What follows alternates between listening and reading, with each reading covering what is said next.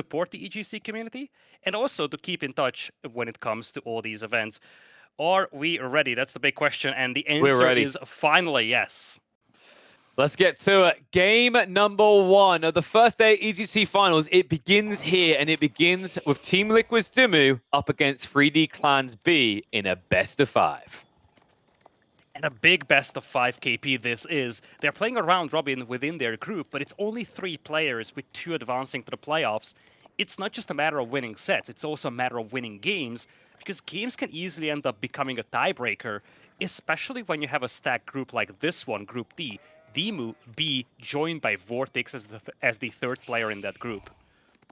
Yeah, a heavily stacked one for sure. And, it's kind of crazy to think that one of these players won't make it to the quarters because they're all capable of it. They've all regularly been seen as top 8 players over the last 2 years. And I think DeMu is an interesting one as a specimen here, simply because obviously he had to come through the qualifiers to get here in the end. This is also a guy that historically has shown his ability to post top placements in tournaments, but there's kind of a question mark on how much on time he's been able to get with the new civs and whether he's figured them out. But I am quite thrilled to say that some of the plays I've seen him make on stream in the last few days, there's a few civs that he's been cooking some special stuff up. One of them is going to be Japanese, and we might even see that from him later on in the series. Indeed, Malians versus Rus, an old school setup here to start with. A difficult one for the Rus, but not impossible. KP, you look at these 2 civilizations, both of these are known for being some of the most oppressive civilizations in tournaments. Rus have been banned very frequently, same goes for Malians.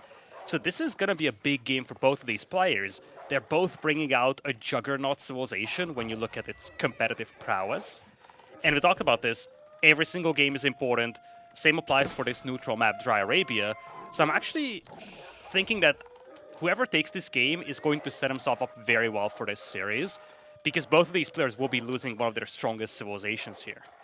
Yeah, I think we always knew it was going to be coming to this, right? Like, just smashing out the obvious ones in the opening. But the crazy part is we could actually get this matchup later on the series as well, to your point. The interesting thing is these 2 civs, I'd argue, on the chopping block for nerfs come the big patch. But the reality is, because we just dropped the biggest expansion in the history of Age of Empires 4, I think the devs were a little bit hesitant to kneecap existing civs, considering they were already flipping the table with adding in 6 new ones. So they actually managed to skip their own execution, shall we say, at least for a few more months. And opening up Feudal Age is going to be a Kremlin coming in from B. 8 villagers committed to that landmark. On the other side, it is going to be a Mansaquari. And look at this lovely spot, KP. This is not your ordinary Kremlin. It's not there to protect the gold mine. It's not there to even buff your initial wood line, although it might be able to reach it. But it's there to expand towards the hunt. And it looks like with B moving towards stone, we will see a second town center accompanying this as well. Yeah, and this is all about protecting that second town center, because B knows with how wide he's going, even with Wheelbarrow, there's a risk that you get blocked by some early units from DeMu. So he needs to guarantee that's not an issue by that Kremlin placement. That'll allow him to probably drop that TC near the berries, and then you can try and play a hunting cabin next to the deer. Another weird kind of detail, doesn't really matter much in this game, but kind of funny because I don't think I've ever seen Dry Arabia do this before. That neutral trade post is so strong, it took a giant chunk out of the wood line. And the reason why that can be important is that means, like, long term, some of your resources have kind of gone kaput. Yeah, it's a little unlucky there for B, but most of the time that doesn't become a factor, especially when you play against the Malians, to be honest. We are looking at a civilization that thrives in this early Castle Age aggression. Beyond that point, it's kind of starts falling off in a super long game, but they usually don't get there. They just win their games in early castle. Yeah, I think the thing to keep in mind here is, like, some civs would be kind of annoyed by that if the game went long enough. For the Rus, at least, it's you've got that extra 20% wood. If we do get into that hyper late game, it is going to be frustrating, but he's at least been kind of padded by the fact he got one small tree clump in the back of his base to the corner, which DeMu didn't.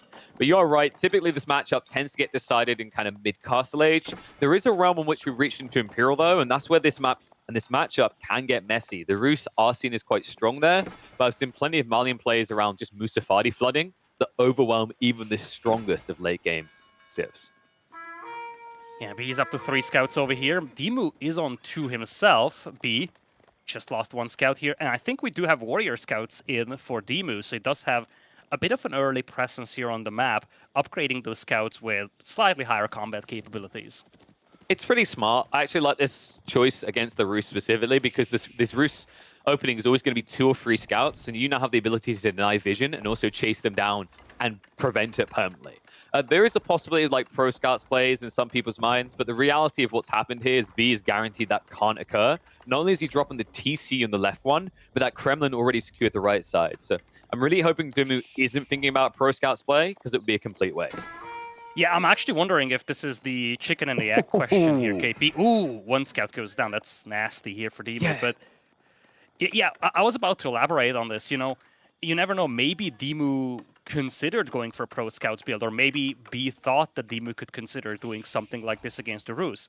So dropping a Kremlin on one patch of his hunt and the second TC on the other means that professional scouts could never pay back the investment for DeMu.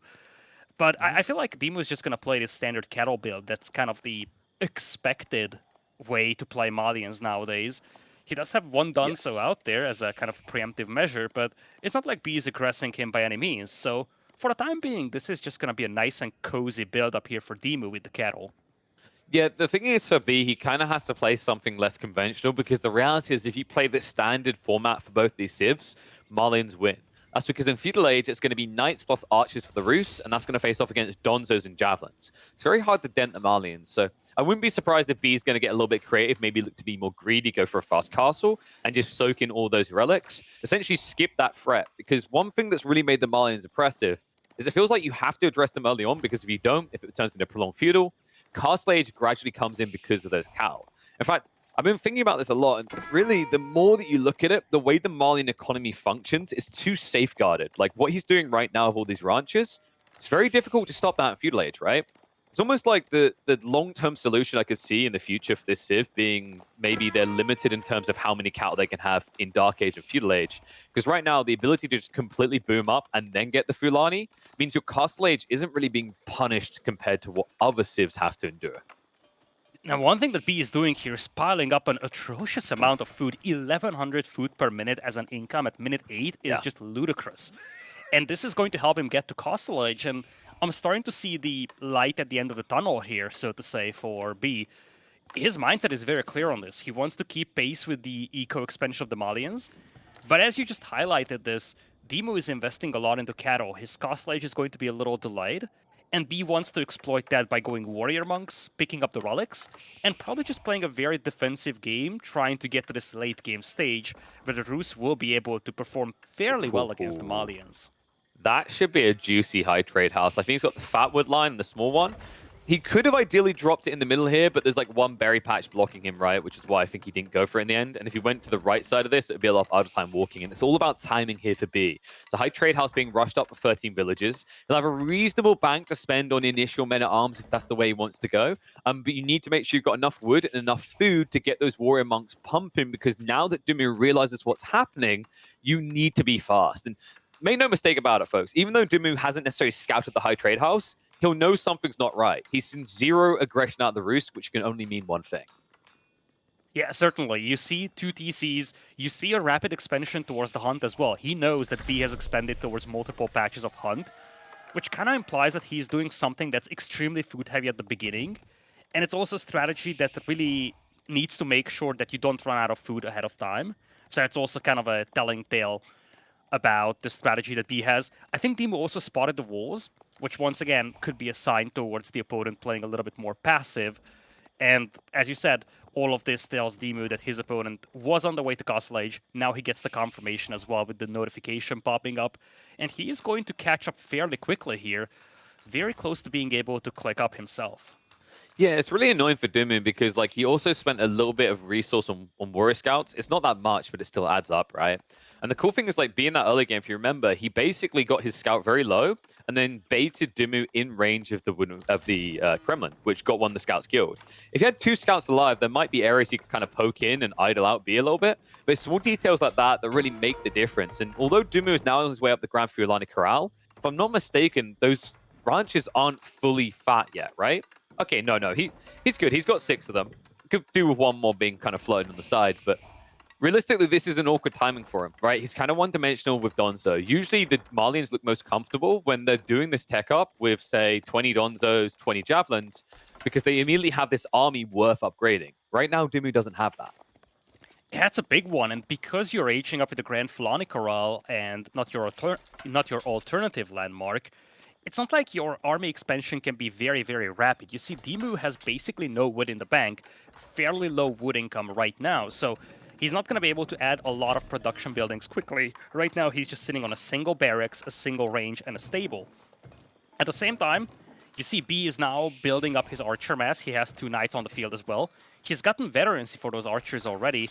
He's also on the way with some warrior monks. Now, looking at the relic distribution, there is one that B should never be able to take from DeMu's side, but the rest of them are pretty much free real estate right now for B. Yeah, and he's already getting the second Warrior Monk out in the next few seconds. Curiously, I'm wondering how much he's getting from high trade house. I imagine this is like a 180, maybe 190 trade house. Okay, 162. That's still respectable at this stage of the game. That's going to be 2 relics for free, right? And then he's also got room to kind of slap down more hunting cabins between those tree lines if he feels like he's kind of limited on gold. But considering this does look like an easy 4 relic game, I don't see gold being an issue for B, which is always a nice relief in a matchup against the Malians, as typically they're the ones that just look the most flexy and sexy when it comes to gold income. You know, speaking of gold, both of the large gold deposits on this map are kind of centered in the middle, so if this game ends up being long, that middle part of the field is going to be the primary battlefield for the players, and we could easily see one of those games where the player with access to gold can just steamroll the one that's being denied of it. So when it comes to taking this game long for B, which is probably his game plan right now, he needs to be cautious about not losing out on those large gold deposits. Yeah, it's kind of crazy actually, because when you look at this map, the way that it's spawned for both players, B isn't going to be pressured to come up too fast anyway. He essentially has got 16k gold safely banked, right? Like, I'd say 12k definitely safe, the 4k in front of his base, but it's close enough to easily defend. So, like, DeMu can't gold starve a Civ that typically thrives if they have access to that gold. You're already seeing it in the night count, up to 7 and scaling. We're adding a lot of archers in here. I'd love to see, like, a third component for B, say about 3 or 4 minutes from now, just getting into mangonels, because that's when you can kind of catch DeMu with his hand in the cookie jar when he's up to, like, 20, 25 javelins. Indeed, that's what I'm looking at too, KP. Only 6 javelin throwers for DeMu out there right now, against 16 archers from B. B has enough archers to pick off most of these Dunsos before the javelins deal with them. So right now, DeMu is in a slight position of weakness, but it's not like B wants to really aggress this game. He's more than happy just collecting the relics, and also maintaining a villager lead of 20 right now.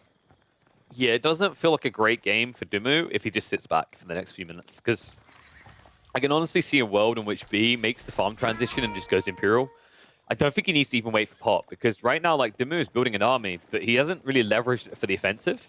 It almost seems like he's expecting B to come to him. Understandable considering how strong these knights are in Castle Age when they get the Boys Fortitude, which I think hasn't come in just yet.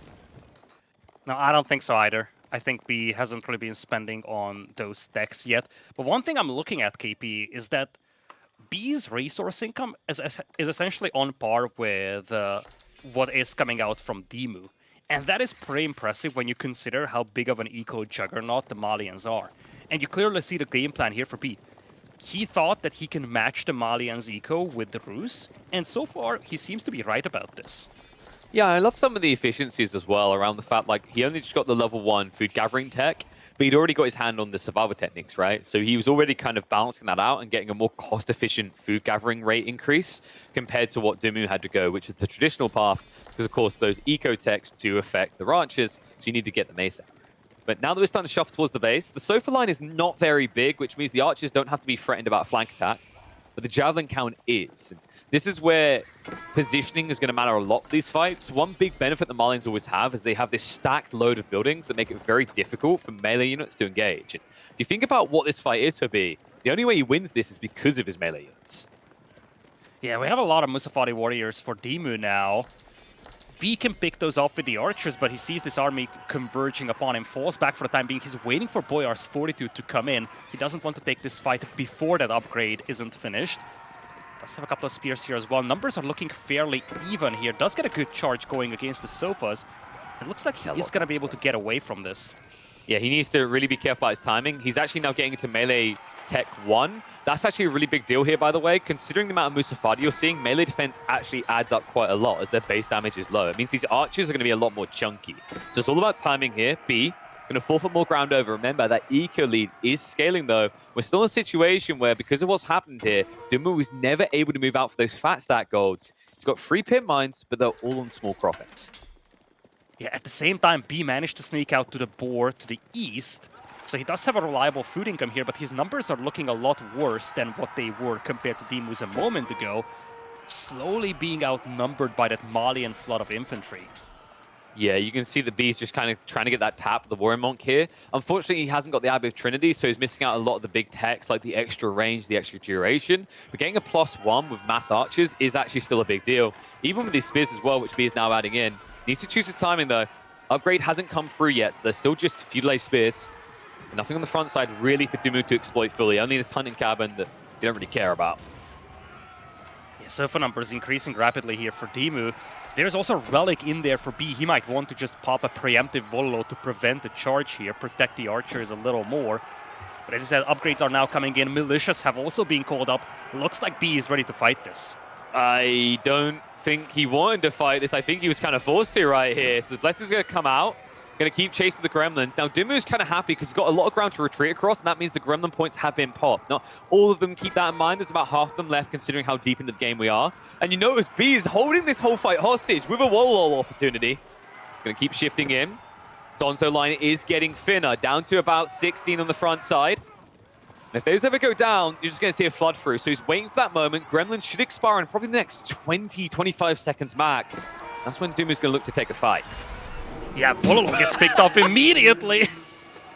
I mean, that was frame perfect. It's like, shut your mouth. A million javelins go down his throat. And this should be where the Gremlins expire. So this is where B kind of looks like he's a bit out of position. The Sofa counter's gotten pretty big. And my worry right now is the Spearmen that have charged forward here are limited. B only has 13 in total, and they're not all here yet. Yeah, that's what I was looking at as well, KP. His reinforcements took some time to come in, but his upgrades are now looking very fancy. He's got Castle Age. He actually lost the Relic as a consequence, by the way. He lost the Warrior Monk, so he actually lost the Relic for a brief moment. Looks like he picked it up again. He did. He's running it home. Yeah. He's like, this was a mistake. What was I thinking? Let's get this back where it belongs, in my piggy bank. A little bit of skirmish coming out here. This just feels like B is in this back and forth flow where he doesn't really ever have control. This is the classical issue against the Malians, right? Is they get to this point where they just turn into the Zerg. You're seeing it in the military numbers right now.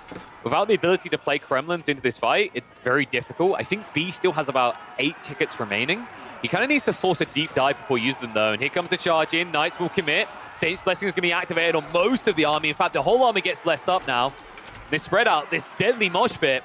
I don't think there's too many Donzos left in the mixer anymore. Probably about 10 remaining on the front side. Knight count is going to be down to 9, though, so B doesn't have many units to plow through with. And the Sofas for the imported armors have got on the backside. B in a little bit of trouble here because the Javelins are still looking unanswered as they hail hell and fury down upon B. Those Javelins came in clutch here, KP. They've been firing from the backline non-stop, completely untouched. And as you said, the Donzos were gone, but so were the Knights from B. And what is left for B is a bunch of archers against javelin throwers that do hard counter them. 67 army against 36. DeMu, prime opportunity to punish B here. B looking like he's in a terrible spot right now. DeMu says dive, Devar. Yes, I will. He'll happily pick off these reinforcements as well. And the worry about that is that trickle of troops going down, it stings B where it hurts. Because DeMu can keep scaling behind this, right? It means that he's going to get an army advantage on the front side.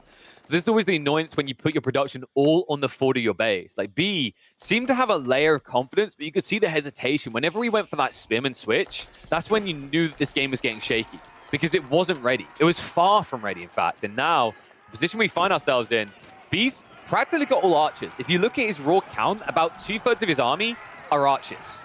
And as we already highlighted, the Javelins are the pure counter to that. One that can easily park under TCs like this, not even give a damn. And army count back to normal numbers here for B, but the composition is just not there for him. He's facing a lot of Sofas, a lot of javelin throwers. Army value triple here for DeMu. And once again, B takes a fight that he really cannot win at this point, just based on unit compositions. I mean, he gets the fight with the Gremlins, but it just doesn't matter. This is what I was worried about, is like, B, he got baited in. He didn't wait for this. If he'd waited for the Mangonel play, if he was able to skirt the fights, threaten in the right way. But I think the key element of this game that decided it, that gave DeMu this level of control, is when he baited out the Gremlins, and B just chased him across map, not doing anything. Like, that should have been the moment where we saw B transition to Mangoes. Now, those Mangoes are going to get him a little bit more runway in this game, as it looks like it's just Javelins remaining. But there's no denying that right now, B still has a very uncomfortable position in this game. He certainly does, but the numbers have decreased on both sides, and one thing that DeMu doesn't really have is a force that can finish this game. These Javelins, they were very reluctant pushing deep into the base of B, and B still has an intact eco. Now he's got 2 Mangonels as well. His army is still very lackluster, but we know that he can drag the games out, and that's exactly his lifeline over here. Uh-oh, gold mine getting exposed, though. I kind of just jinxed B here, saying that his eco was intact. I mean, I'm keeping an eye on the gold, right? Because he's still got one on the right side, but it's not protected by the wall. So, like, right now, like, it's important B doesn't lose fights because he doesn't have any free gold behind this. Like, he's got the trickle of gold, sure, and it's decent. But if he's planning to go into Mangoes and plan to rescale Knights, that's an expensive endeavor. So, DeMu, we are going to see a slowdown in his assault here because we've got to remember he's running across the entire map to get here. He still does have military advantage, but on defensive terms, B can have the edge. It really comes down to where he positions these Mangoes and what kind of hits they can get out, because if that Sofa count gets high enough, there's going to be a flood for it. Yeah, B for the time being still holding this. He's getting some Spring Golden placements as well. At the same time, the flood just never ends from DeMu, and once again, DeMu is just stretching out this force here from B, never letting those Mangonels get any good shots on those Javelin throwers. Yeah, and the issue now is DeMu has to make the choice. Do I switch Springolds? Is it time for that? Like, it's such a hard decision to make, and I feel like quite often when we see people pick Malians, there's always this kind of regret after it, where so often they should have gone for Springolds 2 or 3 minutes earlier, but they just didn't find a way in. Now, B does have a very clear, big eco lead, and there's no denying that he's ahead, but the thing to keep in mind here is, like, what he's about to turn into if he remains in this corner is a person who can only afford food and wood. Gold is going to become a restricting factor. You can already see he had to rush to the right side of his base to gather gold there. Meanwhile, a lot of farmers are being lost on this backside. So nice little raid by DeMu as he understands that he needs to start shrinking the beast if he wants to take control. Yeah, finally some raids are coming in. Sofa's getting taken out quite quickly over here, but DeMu has gotten a lot of eco damage done. 13 eco kills for him, none for B so far. B never really was able to touch DeMu's eco. No, and you can see B's now trying to make a move towards it, but like DeMu's army is big enough and scary enough that it's all about these Mangoes. If you misposition them at all, if you just use them slightly wrong, they're dead. And someone I want people to really keep an eye on here in this fight. There's something missing from B's composition here. He's up against Musafadi Warriors, and he does not have a scout. Well, he does have archers to deal with them, though. I feel like we have to the see issue them, though. for B, yeah, obviously, it's just a matter of what I'm more worried about for B here is the lack of answer to javelin throwers. Spearmen and archers, none of these will work very well, and of course you do have Mangonels, but now you're facing Springolds, you are facing Sofas. I just feel like those Mangonels will get picked off instantly, and then you will struggle very badly against the javelin throwers. It's all about positioning here, right? He needs to kind of create this funnel point. He's trying that right now. So first, I mean, they need this kill. You can't even hesitate for a second. DeMu does go in. We'll find one Mango. Really needs to get 2 hits trying to open this up, because right now, B is on his way to Imperial Age. He was snaking it. And now with all these walls up, like, if you don't keep the pass open, you're in trouble, which is why DeMu is rushing forward. But there's still a Mango. Springolds are going to counter it out. But he needs to get through this wall. He can't allow it to go up. 2 sections left to build, and I don't think he's going to be quick enough to stop this. So now, with primarily a ranged army, DeMu has no quick way to dive in and punish Imperial Age. And this is big, KP. B, 200 population, DeMu at 180. And not a good fight here for B, fighting against the javelin throwers with the archers, but he lives to see another day. He's going to get to Imperial, and this is going to unlock roller shutter triggers for him. A big competitive advantage in those Springgold fights. Yeah, even if now DeMu goes and catches up, he's going to have Culverins versus the Robert bands, right? So he's not going to be able to reach. It's very difficult, which is why DeMu now feels, okay, if I'm going to make this happen, it's going now. He'll breach through the wall, but these take ages. That's the benefit of the Roost with their fortified palisade walls. Sacred Sites have now been locked in, so that's going to start kicking down the timer. But don't look at that as a win condition. There's no way DeMu's going to be able to hold there for 10 minutes, considering he has no defenses around all 3. Yeah, especially when you consider that B already started walling off the one to the east, but now Streltsy make an appearance, a unit that DeMu is going to start struggling against if they start coming in masses. Yeah, he's right now A-clicking with the jabs, which is problematic. It means he's not actually sniping out those high-value targets to the backside. And, I mean, this army is just all jabs. I think DeMu, it looks like he's just trying to maybe be a little bit frugal, find his way up into Imperial himself, but that's a difficult thing to do now. If you just stop and go Imperial Age, B's going to have about 20 Streltsy. That's scary to fight into, considering these Mangos don't really have an answer anymore. Whoop. Speaking of Mangos, okay, that's about as high value of a shot as you're going to get. But you need about 4 more of those. Yeah, B getting a lot of shutter triggers himself, getting the elite Spearman too. He's got good setup of blacksmith upgrades already. He's going to get Imperial Age decks soon as well. But as we kind of highlighted, the big game changers will be those Streltsy appearing on the field. And for first time in this game, B really becomes the aggressor. Yeah, and the difference here is when he becomes the aggressor, it's not just this cavalry comp can easily be countered and choke points. It's a lot of archers, decent amount of Streltsy, an unlimited number of spears. DeMu, the first time of the game, is going to find himself idling out and potentially losing eco units. He doesn't really have a strong point defense yet. You can see he doesn't have what it takes to tech up anymore. You can't help but feel that he's fully on the ropes here. Tide Buns is also coming in, so B's going to have more resources to work with soon. And I think if this ever reaches about 20-25 Streltsy, we're just going to see a GG. Yeah, it's a slightly suboptimal fight here for B, though. Mangonel getting caught off guard. Streltsy were lagging behind as well. And he was taking a prolonged engagement against javelin throwers with just archers. Ends up getting repelled over here. His numbers have definitely shrunk here. Oh, yeah. Looks like second wave is coming in, though, and he can still maintain this position. But the last few moments, they haven't really been effective for B. Yeah, the crazy part about these fights, right, is like you're seeing them look great, then they reach their opponent's base. And then there's no one in this game that's building full production at all, but they're both going infantry comp now. And that was a really critical fight. Like, DeMu, if the jabs are able to actually get on top of the Streltsy, if they're not just A-clicking into a fight and hitting spears, they will wipe them out. But if that Streltsy count ever gets to like 20, 25, the front line of the Malians is going to fall too quickly. So it's really critical. If someone wants to get the edge here, they need to have forward infrastructure. I feel like DeMu's being given a breath of life here with the fact that B isn't producing more units out of forward buildings, right? It's still always coming from home. And if this continues the next 2 or 3 minutes, there is a world in which DeMu could sneak his own way up into Imperial Age. Indeed, he still has all 3 sacred sites, which offsets some of that relic gold difference that we have in the favor of B. Castle goes up just in time over here, secures a much-needed gold deposit here for B. We talked about this, KP. Those golds become a lifeline for both of these players. DeMu does have the one to the east, whereas on the other side, B is starting to struggle for gold. 600 gold per minute only, most of those coming from relics. Oh, yeah. And it's the fact that, like, you know, you've got the relics, but you're up against Malians. So they're going to have plenty of gold coming in from the pit mines. And I think the sacred sites are something you never sleep on. Like, the amount of gold it just does add in is why it seems possible. Like, considering DeMu's comp, if you think about what he's building here, archers, donzos, like, these units don't require too much gold. It's the javelins that do. But usually his javelins are the last thing to fall. So realistically, there is a world in which he can slowly scale up. But I think at this point, DeMu's just realized, if I'm going to win, my best chance is probably around the sacred sites, which is why he's trying to breach this keep. Heavy losses on the front fort, though.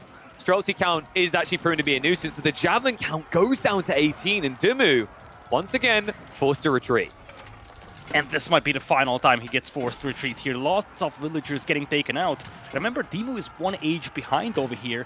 And when you look at his food eco, it's not so spectacular. He is still consuming a lot of food, making sofas, making javelin throwers. His army numbers have shrunk quite a bit. And he's down to 120 population against 170, 1 age behind compared to his opponent. Yeah, and this kind of worry, right, is like you usually see that kind of realization. You either need to catch up in tech or you need a different win condition. And the sacred sites were never really consolidated, right? We talked about this even when DeMu took it, when the timer started. He didn't have any defenses in place. He didn't have anything that was going to guarantee that if it came down to that, he'd be able to hold. And the reality is it's now too easy to decap them at any stage for B. Streltsy count still around 10, but this has really just turned into a brain-dead Spear Streltsy comp, because for him, that whole age advantage means he can beat pretty much anything that comes his way. Yeah, it's turning into that slugfest right now, where the players are just trying to starve each other out of gold. It's especially B now with this forward position, holding it for his own sake, for his own gold income. But as you said, it's now just a spam of infantry from both sides. Streltsy numbers are slowly increasing for B, though. And DeMu has been taking suboptimal engagements for the last 5 or so minutes with a costly Age army against an Imperial one. Granted, he does have the numbers advantage now, and you should never underestimate the Malian flood. Rams are also available to take these keeps down with. I mean, the funny thing about this, right, is like, it looks really good for B, but I want people to be conscious of the fact that he's got about 14 more villagers max, and then he's capped. If he can't break DeMu at that stage, DeMu starts to win. You know what I mean? Where, like, he has so much economy still to inflate out of his TC. So there is a gradual clawback. There is kind of this timer that if I'm looking at B's comp and he's still not able to break the game, we look 10 minutes in the future here. We can see a world in which the Malians do catch up to Nuclear Age, where they are winning these fights, because right now, B just doesn't seem to have the cleanest advances. Certainly. If DeMu gets to Imperial at any moment, the composition that he's running currently is going to dominate what B has. B is actually unable to push into his base, despite having a whole age worth of tech advantage. And that just goes to show this Malian prowess of being able to flood units. The DeMu is now down to just 19 army. Most of those are siege weapons completely undefended on the front line. I think the moment for B to prevail might have arrived. I mean, the weird part is they both just scraped the bottom of the barrel at this stage. This is the first time where I'm looking at the number of Streltsy for B, and I'm like, okay, I can see this finally reaching 20, 25. DeMu really has been struggling to claw back that javelin count. In fact, you can see he's now going for a full switch into archers, considering he's getting into the toxins. So I think the idea now is to reinvest all that gold into sofas. That's kind of crazy when you consider that the Roost comp for the last several minutes has been 2 units that will annihilate sofas, Spears and Streltsy.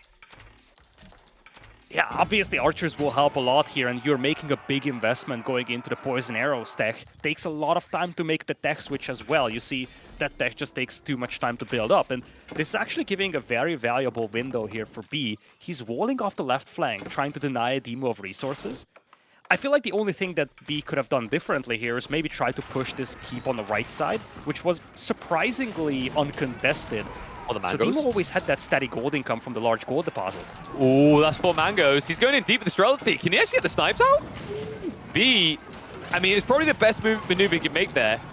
But the javelins are annihilating quickly. However, the front line tells no lie. I think this is the point, finally, where DeMu is going to admit defeat. B will take game 1. An absolute bloodbath, a tug of war to open this series. But just a reminder, folks, we actually might see this exact matchup again in this best of 5. What a game from both sides, actually. Be confident that he can take out Malians with a long ruse game, and he was right about this one, but it was such a difficult matchup for him still. For so many moments, it felt like DeMu is just going to finish him off, and DeMu was actually very close to breaking into his base as he was aging up, but he never really was able to finish off B, and B just capitalized on that map control, the 4 relics that he's gotten. A great build from B as well. This is not something that you commonly see against the Malians. He was very defensive at the beginning. He didn't really contest anything that the Malians were doing.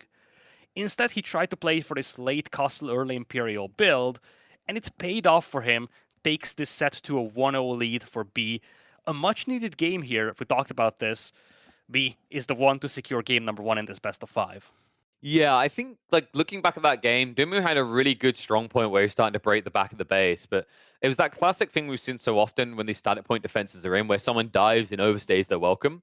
I think what was happening back at home by the looks of it is still a lot of infantry is being pushed at that point by DeMu. Maybe if we'd seen a few more stables, maybe a little bit more sofa development had been maintained, he'd have more troops to kind of flood through, because I think we were like this breaking point where B's economy is fully exposed, but there was no way to fully crack the egg. But can't take away from B. Like, he was very strategic. His execution on this map and the way he laid out his base was key to allowing him to get away with this greed, away with this Imperial Age, and take away game 1 from DeMu, put himself 1 on the board ahead of his opponent. But I'm not sure if it's going to remain that way for long, LidaKor. I'm seeing 2 civs that have very different stories right now in ranked and competitive play. Order of the Dented feels like you're actually sabotaging yourself, and Abbasids feels like you just own the casino and can never lose.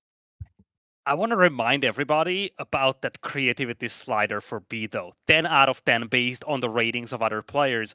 If there's anyone in this tournament who can cook something juicy up with the Order of the Dragon, that could easily be B. We're heading into game number 2 here, 1-0 lead right now for B, and it is going to be at the Order of the Dragon for B in orange, facing off against DeMu's Abbasids here on Gorge. What do you think, Oh, KP? maybe. What do you think about this matchup? How does P plan to play this even? I think he plans to cook DeMu to a crisp immediately. Look at this opening from B. On a very exposed map like Gorge, he immediately drops the racks and goes for Dark Age Spearmen, which are kind of crazy, by the way, because you got to remember, Order the Dented, everything is like twice as effective, right? You pay twice the price, but look at the stats on that Dark Age unit. Dark Age unit, LidaKor, that unit has more health than Jeanne d'Arc. That is a terrifying unit. Now, it really gets scary when it fights cavalry plus 34 bonus damage.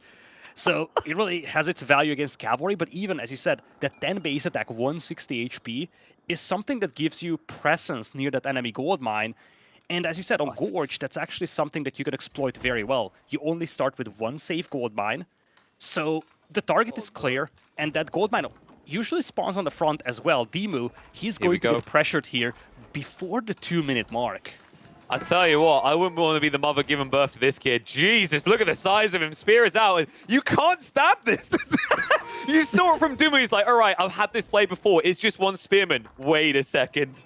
That is not one spearman. That is a spearman twin that ate the other one in the birth process. Like, this is just kind of ridiculous. He doesn't get enough gold, by the way. Look at it.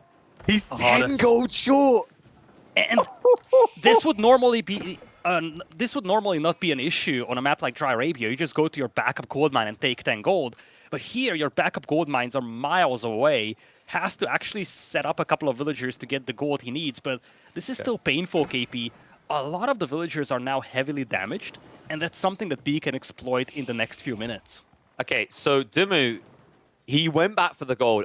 This is good because what was happening, the logic of what B had done here is he forced a world in which actually you cannot do anything but go for advancement. The advancement is the discount tech, right? 40% faster, 40% cheaper. 250 resources cheaper, rather. But now he keeps the door open, and for good reason. It looks like he wanted to go for the eco wing, which...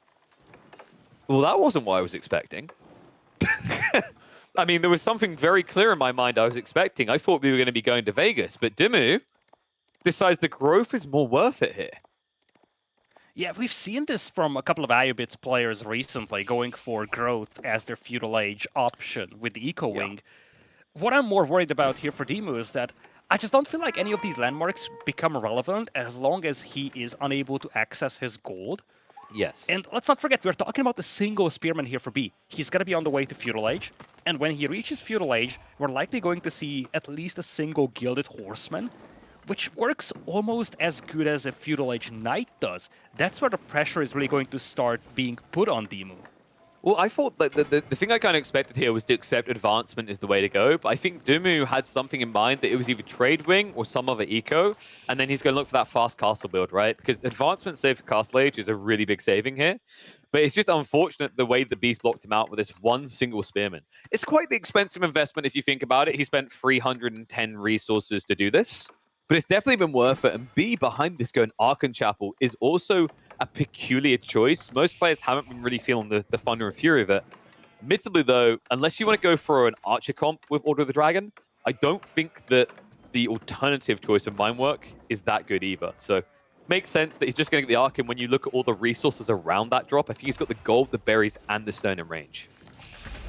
DeMu's eco is so depressing here. He's got pushed away from the gold mine, but now he's also lost his berries. His mill is being torched down, and this is done by a single spearman here, folks. Talk about an investment paying off here for B. He actually spots the range as it's being built on the backline as well, pulls away the spearman for the time being.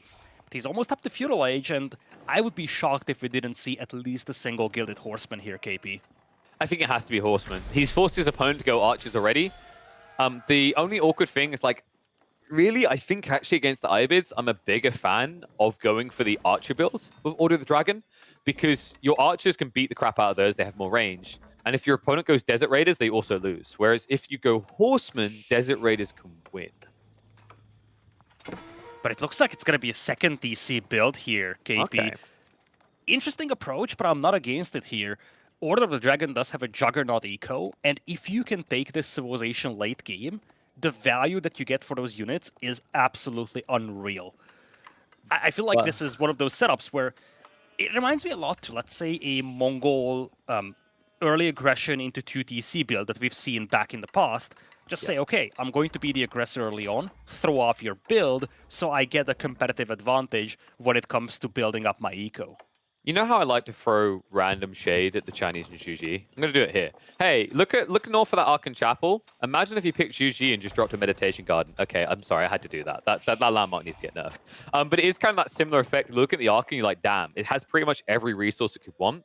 I wouldn't be surprised if he keeps the TC tight, just the north side of the berries there. Like, it's a very kind of strong position, and I'm not sure if you want to play too loose against the Abbasids, because whenever you make this investment into a TC, it's very difficult to support units alongside it. You have to remember this is a Civ that, sure, the unit, if they get the counter right, is stronger than other Civs, but you pay double to get it. Yeah, I actually wanted to say the exact thing that B has done, which is expend towards neutral resources. He's going to work his way towards that board with the second TC. It's going to be a little dicey with the Spearman and Archer arriving, but he should be able to finish the TC there. But yeah, I feel like the issue that you often find yourself in on Gorge is that if you play a very condensed base, you can run out of resources very quickly. And by B expanding to the north, walling off this little flank, he secures a lot of additional resources. He secures the board, he secures the patch of hunt, a large gold, and a stone deposit. The value in that second town center is immense, KP. There is a pressure point that comes here, though, from the Abbasids, and they're actually going to focus on the main base. But if this continues to scale, something you need to keep in mind is rams can be built for them for free. This is a hard Civ to ram into, as they do have the emergency repairs, but it's not necessarily impossible, especially considering that B still has a grand total of 2 units to his name. Well, sorry, 3 units, technically. There is that other human that Lubu ate. One thing that DeMu might be unaware of is the second town center expansion. He saw the stone. He should know that there's second TC, but I don't think he knows the exact location. He probably suspects it's to the north, but he's been completely neglecting that flank. He's just been pressuring this. Actually, Vodka is showing us the POV. There's a chance that he didn't see the stone mine. Oh, I would be very surprised look at this. there. No, well, he knows about it, right? Like, he's seen it before, so he should have clicked and checked it. DeMu is a very talented player. I'd be surprised if now he you should know. Yeah, but he was there before, right? So, like, but the problem he has right now is that you don't know exactly where the TC is, but you should be able to predict it. One thing that has to be noted of Gorge is kind of wonky with this. You always get a high density of resources spawning on the northwest side of the map. I've noticed this time and time again. You can actually see it for both players, right? Boar, deer, relic, stone, all of it up there. It's why if you play like Zhuji's here, which is why I mentioned earlier, you just run to the back corner, you always get a jackpot drop for your landmark. Outpost going up, though. B will be able to protect himself. Absolutely unreal micro there, KP. He pulled away every single weak villager. That was so massive. Yeah. Every single will is so valuable here for the Order of the Dragon. DeMu losing his scout as well. In the end, he manages to pick off one villager, but despite all that pressure, as I'm saying that, there's a second villager going down. Despite all that pressure, B has kept alive most of his villagers. Yeah, like, most of them really would love to see free healthcare become a thing in the kingdom sometime soon, but you don't have that with the Order of the Dragon. You don't get prelates until Castle Age. But I'm erring, I'm humming and hawing at this choice to go ram. It feels a bit weird because of what I was highlighting. This is one of the hardest civs to ram in the game. I'm hoping that DeMu is just planning to try and get a fast Castle Age behind this with the advancement tech up. Because if this is like prolonged feudal aggression, you have to remember that B is still extending his eco. Sure, you've got 2TC versus 2TC, but with this Arkan buffing him up, his food is quite efficient. Yeah, I love what DeMu has here as a setup, though. This ram is going to force the issue with B. Yeah, he needs to deal with this, and this is slowing B down. As you said, DeMu unlocks Castle Age for himself. He's also on 2 TCs, and right now, B is struggling to protect this gold mine. He has 2 gilded archers right now, but he's facing overwhelming numbers simply. Tower, no emergency repairs coming in until this moment. It's going to be kept alive for a little longer. B looks like he is going to be able to hold this. But again, this is not the main show here for DeMu. I think DeMu lost like maybe 1 unit max because the clown car plays there. That was really well played by him. Great micro out of the devil. And now we're going to see him looking towards that Castle Age. And I think because of the value you got on the trade, is it going to be advancement? It looks like he did in the end go for advancement. Honestly, I was about to say he could have just went trade wing because he was that cozy. But I think he's still a little bit paranoid about a counter-aggressor coming out from Order of the Dragon. Something to keep in mind, by the way, this Order of the Dragon build, this is what I was talking about. Like, if you're going to go for archers, it makes so much more sense to get Minework Palace because the value you get out of Steeled Arrow, considering the fast attack speed of these archers, it's unparalleled, right? Because the reality is you have this decent damage, but your attack speed is like 1 per second. So actually getting that +1 damage on such a fast attack speed is substantially more value in small quantities compared to other civs. So yeah, kind of a missed trick there, considering B still doesn't have a blacksmith after all this time. Yeah, B lives to see another day here, but as you said, DeMu is on the way to Castle Age here. And he should be able to hold this for the time being. His gold mine is going to be exposed, but he does have a backup on the eastern flank now with that large gold deposit being close. And B is nowhere close to Castle Age right now. Yeah, and DeMu's about to complete that tech up. Capture Age decides not to update itself. It was actually ticking all along, and I believe, what did he go up with in the end? It was the advancement we talked about, right? So doesn't get any extra perks, just gets there faster and cheaper. But that means he can now immediately get into crossbows to counter out that big, bulky, never-dying men-at-arms. And he's already got golems on the way. Yeah, needs to be cautious, though. His archers, they're a little pesky, annoying here, shutting down some of his eco. Especially access to the berries is a little annoying for him. He does have gold from the east. And now B needs to do the exact same thing that was done to him. He needs to stall this game out a little and find a way up to Castle Age himself. And he kind of needs to use this aggression to conceal or at least shield him from counter-aggression while he's doing so. And these little trade-outs. The Golem's now hitting the field. This is where B probably has to start trying to back away, but he's trying to snipe out the crossbows to get good bang for buck. That 1 minute arms is still trying to lead the charge, but the thing to keep in mind behind this is, like, once B does get ready for a Castle Age timing, he's going to have to halt all production, essentially. But on top of that, a really big weakness for Order of the Dragon is they can't have this classic HRE recovery mechanism of relics, right? It doesn't work that way, because while the HRE would have pumped up 4 prelates in total by now, you actually have to wait until Castle Age. So don't look at that to be the traditional recovery mechanism for this Civ. It functions very differently to its big daddy. Yeah, it looks like B has no desire to go up to Castle Age, though. He is just staying in feudal for the time being, doubling down on the archer plus men-at-arms build. He does a good job shutting off this gold mine and the berries. But once again, DeMu does have gold on the eastern side of the map, so this is not really catastrophic for him right now. No, he's spread out. And this is one kind of weakness for the Other Dragon is when they park themselves with infantry like this, they don't have the same flexibility the HRE do, right? Because marching drills isn't a tech you have access to. So that men-at-arms build he's going for especially, they are just slow-moving tanks. They'll demolish anything that gets in their way, but funnily enough, the best solution to that is just running away. Camel Lancer is in the mix now for DeMu. That's not something that B has a lot of tools against. In general, this is a Feudal Age army against the Castle Age army, granted a premium Feudal Age army that is, but now you feel like DeMu is starting to take the upper hand when it comes to these fights. Yeah, this is where it really seriously begins to push. I mean, we've got Undermesh now coming in about a minute's time. That's going to be a big edge. B only just pumped Steeled Arrows. So now we see another issue with this Blacksmith not being there because he didn't go mine work. He's not going to have that edge on the damage output on his fast attacking units, which is going to be problematic considering that these Lancers can do a lot of damage if they are uncontested.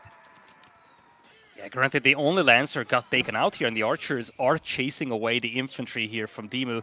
B still nowhere close to Castle Age, though. Kind of stuck in fuel right now for the time being. Has some idols inside the tower as well. And the archers are surprisingly undefended over here against these Camel Lancers. Well, here's the one Lancer. We'll see how well he does against all of them. I think B is just trying to throw away everything to get any sort of idle time he can. It makes sense. If you're going to play a prolonged archer here, I think you just kind of lose. But as soon as I see that, B continues to produce them. Realistically, they are a good answer to mass crossbowmen, but we can see DeMu only has 1 unit on his mind. It is the Golem spam, for good reason. You know, Spearmen being mixed in here for B, and let's not forget, those bad boys have an insane damage output against cavalry. Plus 34 bonus damage on every hit is ludicrous. But by the time they arrive, these archers will get cleaned up, and we're just back to the drawing board. You have Spearmen, but you won't have anything supporting them. Also, keep in mind, B never got the melee defense, which is a big no-no against Golems like this. Those men-at-arms, although they're trading well 1-for-1, it never works like that. Those men-at-arms cost double the Golem. So it's quite the kick in the nuts right now for B. B, who, by the way, it looks like he's holding, it looks like he's got a lot of military, but what you need to keep in mind is he still actually hasn't got anywhere near a tech up here. This is still Feudal versus Castle Age, so B is going to feel pressure to do something sooner rather than later. Well, he isn't even mining gold, KP. It's not just that he's nowhere close to Castle Age. It feels like he's got no desire to go into Castle Age at this point. He does have a safe gold mine right next to his second town center. So it's just a matter of committing fully into this Spearman plus Archer build. As you said, he's holding for the time being, but how long, that remains a question, especially with DeMu now leveraging Castlage to start securing the relics. This is tough, man.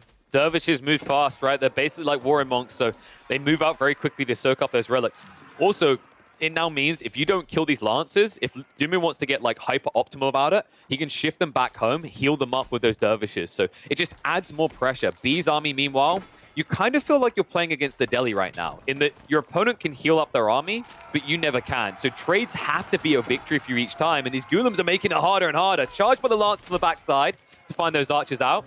Crossbows are going to be counted out here, but they're not really needed anymore, right? Heavily armored units on the front side, there's like 2 maximum. And you can see that once again, B is going to be forced to throw away pretty much all the archers. He's going to find several villages for it. So decent trades there. But with the relics coming behind this, DeMu can afford those losses. Yeah, you're saying several villagers, but there was barely any to be picked off here by B. He killed 4 eco in total in this entire game, and we talk about this very frequently with the Order.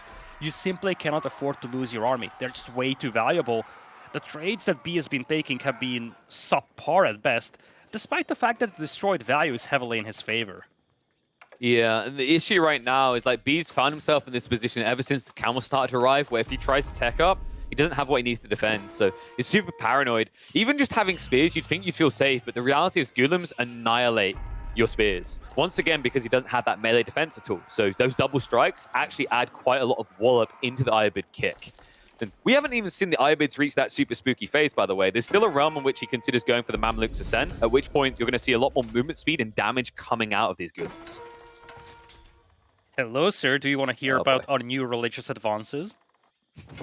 No, get out of here. I guess no. What do you mean you give your people free healthcare? Get out of here. Oy, oy, oy. But Relic's looking bloody good, right? He's got the 2 last remaining ones on the way back home. That's going to be a 5 Relic game against the Order of the Dragon. So now you become even more one-dimensional. You now have to look and say, is there anything in my Burgrave that can save me? Before realizing the answer is no, and you should just hop in your own grave and accept defeat. So kind of a grim tidings right now for B. He's at least going to find a little raid on the right and the left side here. So this could be big. DeMu is shifting the army over here, though. So it should minimize casualties as the spears do arrive. But those spears yet to be upgraded. Yeah, one thing that DeMu doesn't really have right now with his army is mobility, and these Gilded Horsemen have been finding value at multiple positions. The berries here to the north, the gold mine to the south as well. And let's not forget, when you look at the eco count now, 72 versus 77, but those are much more effective villagers for the Order of the Dragon. Still, they should not be able to offset a 4 relic deficit, especially when DeMu is going to start getting those sacred sites as well. It muddies the water when you add in all the details, right? You mentioned the relics, there's going to be sacred sites, then there's also the 10% inherent Gowering speed the Ibids get via the Golden Ages, right? So there are a lot of things that kind of sting you here. And we are now seeing the Mamluks Ascend added in that we were talking about. So that's going to be giving the buff over the Mamluks Bravery. Whenever an infantry unit kills an enemy, for I believe it's 10 seconds, they get a 25% damage buff and a 20% movement speed. So it just allows you to kind of snowball winning fights. There's no denying that DeMu has had opportunities to do exactly that, especially when he gets this many Ghoulims together. That movement speed is going to come in clutch, though, KP. Yeah. He's trying to chase down these archers, and B has been cutting him for the last 10 minutes. Once that movement speed comes in, suddenly this whole force gets very terrifying for DeMu against those archers. What on earth is that? He's just corralling in circles right now, but the problem is because he's in Feudal Age and DeMu's in Castle Age, we finally reached that full-fledged ability, right? He's got the level 2 range defense, which means these archers now truly do no damage whatsoever against Ghoulims. If they can't find crossbows to kill, they're completely worthless. Yeah, even if you kill crossbows, though, that is not the main unit that DeMu wants to make. It's just kind of a sideshow at this point. DeMu is up to 26 Ghulams, a bunch of Camel Lancers as well, and not a single one of those Ghulams are being answered right now by B's composition. Yeah, it's the fact that you're wasting time on Ghoulims, now you're trying to solve it men-at-arms, and these Lancers, the crazy part is because once again you don't have the movement speed, it's very easy for Lancers to get the maximum charge and just cycle away from you. So if B's redeeming quality here is to mass men-at-arms instead of archers, I don't think that's going to save him in this game. In fact, I can't help but feel we're getting closer and closer to the end, right? Like, it looks like B's holding on, but he's not seeing the direct way out of the hole, right? Like, he's just lost a hell of a lot of archers there. He's going to be reduced to single digits again. And at that point, with this many Lancers now hitting the field, they can just go and look on the flanks of that second TC. The fact that B is still stuck in Feudal Age is just very detrimental to his position right now. He's confined into his base now, outnumbered 2-1. And let's not forget, this is raw population for the army. yeah. So in raw numbers, that actually means 4-1 of a ratio. Means that B cannot really look at multiple positions, and indeed, he's just going to tap out of this one. DeMu doubling his game win total against B in this year. He's now up to 2 wins of games against B this year. Makes this set 1-1. Yeah. He gets a second on the board, but not in this series. So it's a point of recovery for DeMu. It's a good beginning, but let's dissect this how it needs to be. B came with a very creative opening, but it felt like after that opening, this was always trending one way, the way we talked about. Right now, Abbasids are looking borderline busted. Order of the Dragon is still looking like a big question mark where a lot of people are calling for buffs. So not necessarily the most unexpected outcome, but got to give credit to both the players. B for kind of throwing us off the beaten path, and for DeMu for the way he quickly recovered, went for the growth tech, which is not seen that often considering how popular going trade wing is right now. And understanding that he couldn't rely on gold in this game to get him the win, he done it out of raw, sheer skill. Yeah, that's the big thing, right? As you said, the fact, like, the opening we had from B was remarkable. It did a lot of damage, threw off the build of DeMu quite a bit, but then beyond the second DC having been dropped by B, the follow-up was just lackluster. He got beaten very badly to Castle Age, tried to compensate for it with a strong commitment to Feudal, but it just never paid off, and in the end, he just got overwhelmed by a Castle Age army. Makes this set 1-1 as we will be heading into Rocky River for game number 3. Japanese on the menu for B, DeMu coming in with the Abbasids.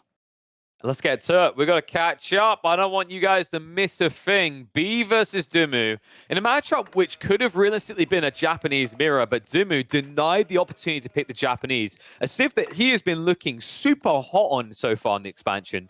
So maybe he has the answer to it, because Rocky River is a damn good map for the Japanese, and B will know how to fully exploit them.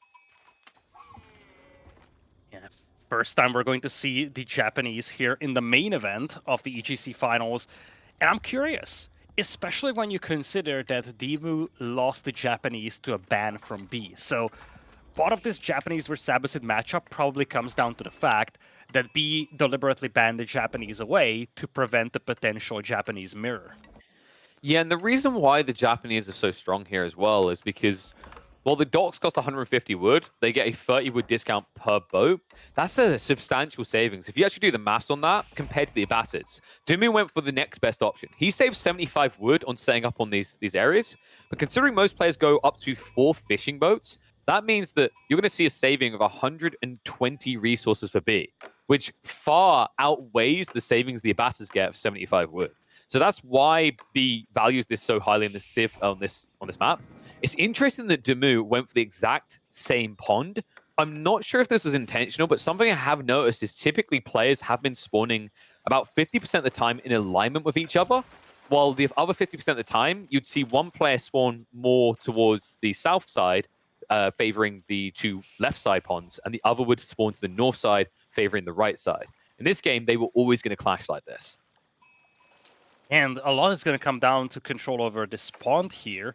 Looking at the rest of the map, one thing I'm noticing, KP, is that we don't have a lot of safe gold available for B. That could be a point of concern, all of those gold mines being out there in the middle of nowhere. At the same time, for DeMu, he does not have a lot of safe berries to work with. Most of these berry patches spawning on the far eastern side of his base. So neither of these players will have a very well-defendable base to work with. What the hell? What the... Jesus! All right, you pick Abbasids, and your dad works at Microsoft, so you get 2 berries overlapping. It's probably not going to matter anytime too soon, dude. The berry spawns on this map are wild, as well, I'll say. But it shouldn't matter anytime too soon because the priority is going to be around that fishing. Something that is kind of dicey here is DeMu can't go for too many ponds. Although they're cheaper to build on for him with 75 wood each, the issue is that the Japanese, if you go more than 2 ponds, they ramp up into feudal age ahead of you. And the issue with that is this is likely going to be a cock township, which means that you wouldn't be able to produce anything to defend yourself because shinobis can sabotage those docks.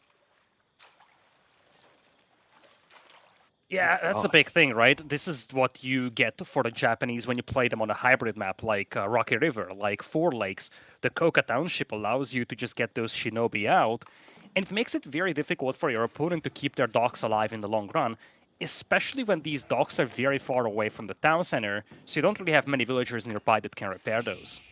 Yeah, and you can't hang around with villagers either because it is going to be Shinobi. In fact, look at B's power on this. 11 villagers building the Koka Township.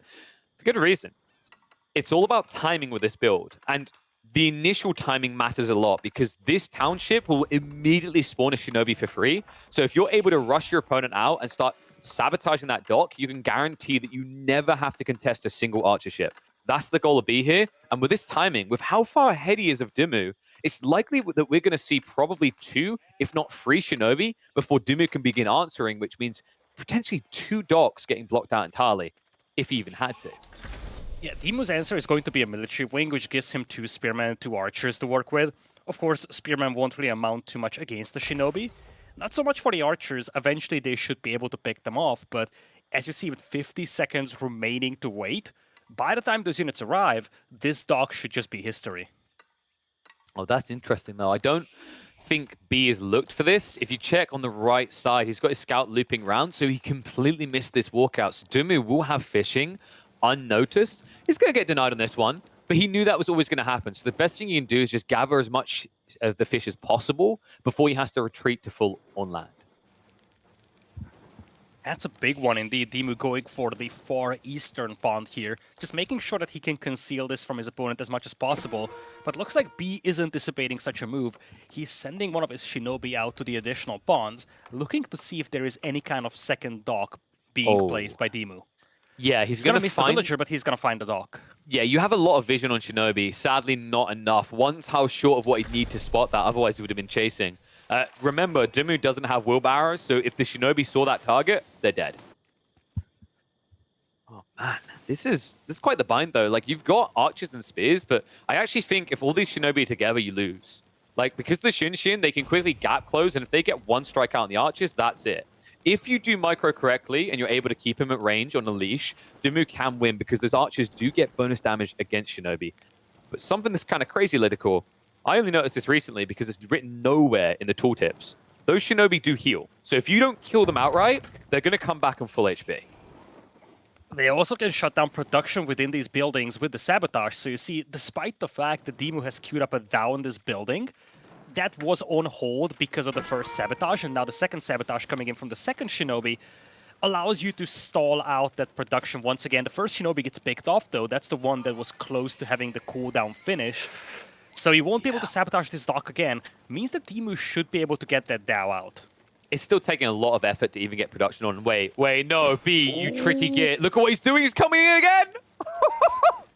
That's exactly how you use Shinobi. Hide in the shadows, strike when they don't see you. Shh, they can't hear you. And now, look at his health bar. He just sits there, he'll be back to full in no time at all. It's not fast, but still good. Well, sabotage comes in again. Looks like that Shinobi might go down if we get the Dow out of the way. Wait, no, he's gonna 0 seconds. He's actually gonna live. He's gonna live. It's 0 seconds on the countdown, and that's because of the shadow step. He needed to close distance quickly to the dock. And now the dock is stunned once again. Here we go, Shinshin in. So now you can chase the archers. Look at the damage they do. It's so hard to deal with these 2-on-2. So you'll probably end up losing one of the archers, and then you might actually lose both before you clean this up. Micro away. Oh, a little bit late there, B. If he'd actually pulled that away early, he would have baited him in, but now he's going to lose the archer ship. One detail to keep in mind, this was a whoopsie. B could have kept saboing there. He had another Shinobi to the north that was still hiding in the bushes that didn't come back down. Yeah, that was the one that needed to throw the final torch. If he does that, the dock goes down and the Dow never gets popped out. Yeah, now, dude, the animation windup is so long that if you are not full HP, you're not going to get the sabotage off. So just lost another Shinobi because he jumped the gun there. And now, DeMu, look at what he's scaling into. That's a lot of archers coming. And B right now is playing Ninja Gaiden. It's raw Shinobi, nothing. What? Okay. Right. I don't know if it's like fully worth it because like, well, actually you stop what? You stop 1.5 villages worth of production, but it costs you 120 resources. I'm not entirely sure. I mean, there is some merit in this. He actually sets the dock on fire though. This might have been just a diversion, KP. I think he Ooh. actually did this to drag away DeMu's attention so he can lit this dock on fire. So here's my thought on why it like maybe isn't worth it. Notice how like often people say if you get with a knight, if you kill 3 villagers, it's still not worth, right? Like if you kill 4 villagers. What's the conversion point is what I'm wondering. Because remember, these shinobi can only be produced out of a single building, and they take a lot longer to arrive than knights. So maybe it was worth it. I'm not entirely convinced. But the details elsewhere are what matter here, because check what's coming in from B. This is a really powerful play against what DeMu just done. DeMu is just raw scaling, and he just lost the dot, by the way. He's raw scaling into archers. He will lose to Yuumi. Yuumi are no joke. Yuumi, they look like memes because they have such low damage, but they benefit so much from the way you enhance them.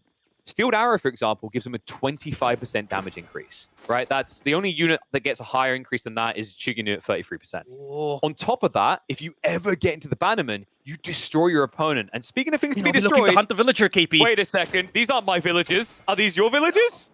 Yeah, they are concealed. And now, the Shadow Step jumping on the villager. B, the legend of the Shinobi. Holy smokes, man. He is just a mastermind of the shadows with these units. I mean, he gets the villager, he doesn't get the archers, but the villager is what counts here, so that's still just deadweight fishing. Look at the eco difference right now. B up at 44, DeMu stuck at 34. That's 2 villagers he's now lost in total in this game. This is getting uncomfortable. Interesting part, by the way, B isn't only going for the Yuumi, he's adding in horsemen. This is quite surprising because I feel like a lot of Japanese players don't like going horsemen right now unless they're going for the for the Uma Bannerman build, rather. So, might catch DeMu off guard. Well, that's true. The Uma Bannerman is no pushover, especially when you have a bunch of horsemen supporting it. And B does have a decent amount of stone income. He's getting close to that town center upgrade, which would unlock the Bannerman for him. And this is going to be so nasty. I don't think DeMu has any spears nearby. Horsemen jumping on this force. They have to cut and run, but it's going to be too late. The best thing they can do is trade out Yuumi to maybe open the way for the spears, but that's not even going to be a good trade for them. They take out one, but they are all gone. Great pinch there by B. And sure, he revealed his whole hand, but it kind of doesn't matter when DeMu is kind of fragmented like this across the map. Oh, this is just looking so sad. And once again, he's trying to set that town center on fire. It's going to shut down villager production for some time. You talked about the efficiency or potentially lack thereof for there, but it's a great distraction, and it definitely essentially gives you a confirmed villager kill for that town center being stalled out in production. Well, it's a confirmed 1.5, right? But my point is, like, usually when people say that if you lose a knight but kill 3 villages, they're like, it's not worth it because you can keep idling. But I think the logic is, like, if B could do more things to the Shinobi on the map, it's not worth it. But notice that he stopped producing Shinobi. So he's just been running them in one by one like lemmings to disable production. That's why it's worthwhile, because he has no interest in scaling more of them, considering the amount of archers that are now in play. It's also... Ooh. His fishing boats got deleted here. No, because there's nothing left. It's Yeah, chill, true. guys. Like, Yeah. they're not butt I was just fingering. looking at it like, okay, why are these guys sinking? But yeah, bond depleted. Nothing to be seen there. And once again, he sends in the Shinobi. Let's not forget, there's a second layer here. Oh my god. DeMu's eco is very weak. He barely has any villagers to work with. He's 1 TC, no docks. I think B is jumping the gun slightly here, though. He's strong, but he hasn't got his melee tech upgrades to the Horseman at all. He actually he went in for the Steeled Arrow, but he doesn't have the Bannerman yet. I think he's jumping the gun. If he waits with this eco advantage for that Yuumi Bannerman, I think he just annihilates this army, hands down. So we'll keep an eye out for that. Has DeMu gone in for boot camp? I imagine he has, considering how big his infantry mass is. So that is something that kind of muddies the water a little, where you'll probably need about, I'd say, 30% more Yuumi than archers to feel good. Yeah, for now, B is going to retreat. He needs to keep in mind that his pawns will eventually get depleted. But there's the town center upgrade coming in for him, so the Bannerman is going to become a reality very soon. And once again, a Shinobi sneaking in from the south as well. Some of the villagers under the TC are also semi-dead, but DeMu is quick to react for this. He actually got it! Lit up blaze, though. He actually got it. Honestly, folks, this is not easy because of the timings that it requires, because what happens there with the sabotage, it's a very long wind-up. It's very easy to just get sniped before you get it out. Something that's coming clutch, by the way, is B went for undermesh. I don't think he'd be getting away with this if he didn't have the ranged armor to do so. Yeah, Shadow Step also helping out a lot here. DeMu went for a second TC, though. He realized how much of an eco deficit now he's facing with no pawns, and also the town center having been stalled out for quite some time. He's down by 20 eco right now, KP. Yeah, it's a big gap. By the way, something to keep in mind with the Shadow Step, the Shinshin, it doesn't disjoint projectiles. So like it allows you to gap close, but never think that it's going to allow you to dodge a flurry of arrows. I wish it did. I've wished for a long time it did, but the more I watch this type of gameplay, there's probably a good reason it doesn't. BB is now making new Shinobi though. Like this is not just a let's use up the remaining Shinobi setup here for him anymore. He's repetitively doing this to stall out the villager production from DeMu. Yeah. I mean, I think it should dodge arrows is all I'm going to say, by the way. Like, how can you be a ninja if you can't dodge arrows? But I think like keeping one isn't a bad idea, just because also that villager line is getting deep into the wood line, so you could just turn up there, ambush him, say surprise Mother Ducker, and all of a sudden he's going to be further behind on Nico. That isn't the direction to go, though. He sees the army moves away, but look at that glowing aura. These Yuumi, if you check their stats, they're now comparative to the archers. They can annihilate this line, and the thing that matters here is DeMu is now positioned against an army that moves faster, so he cannot disengage from this. It's 0.25, 1.25 on the archers, 1.36 for the Yuumi. And there's just nowhere to go over here. He's outnumbered 2-1. Even without the buff, this would be a good fight for B, but with that buff, with all the horsemen joining this fight as well, this is a decisive advantage in this engagement for B. Look at the spearman count as well. Like, the 14 aren't here. That's about probably 8, maybe 9. So the moment this engages, he can just headbutt this fight with the horsemen and still just outright win. There we go. The Yuumi, they dive in. They say, yes, please. Horseman just baiting him to just stand his ground as the brace came out. Great micro there from B. This is going to be a wipe of the army and then a surge across the map. This is Zerg in full force as something that both of these former StarCraft pros should be aware of. And I don't really know where DeMu goes from here. He's going for a tech up, but this is not going to be fast, Lida. It's going to take 2 minutes, and by the time you're there, you're probably going to be facing down the barrel of 100 bullets from the Japanese. Oh my lord, you're the most vulnerable as you are aging up, and DeMu has no army to hold this, facing 42 Yuumi, 11 horsemen as well. And it's not like he has a terrifying eco. DeMu cannot justify sacrificing villagers here to buy time to get to Castle Age. If he starts losing villagers here, his eco is gonna get crippled, and look at this. Still the Shinobi keeps sneaking in, lighting buildings on fire, stalling out the production. He has leveraged those Shinobi so well in this game. He has, and correct me if I'm wrong, but if he sabotages the House of Wisdom, does that not prevent the tech up? It does. so if he gets back here quickly, because I thought he was going for that. I heard the Shinshin and I was watching the clock, but he actually chose to sabotage the range instead, a bit surprising. But it might not matter. He sees this, and now the way he's parking here, he could realistically start torching down buildings with 12 with his horsemen, but he just wants that definitive fight. A lot of idle time, as villagers can't work here. I mean, right now, DeMu, essentially about a third of his economy is either going to be dead or not working, at a point where he needs every piece of resource he can get. B does the exact same thing that a Castle Age is vulnerable to. Hit the gold mine. You need that gold for a text. You need that gold for a Castle Age premium units. And B is taking that away from DeMu right now. 20 seconds left to go until Castle Age, but so many villagers have fallen victim of this counterattack here. And now the production buildings straight up get torched down. I don't think that DeMu is going to have anything left to work with here getting into Castle Age.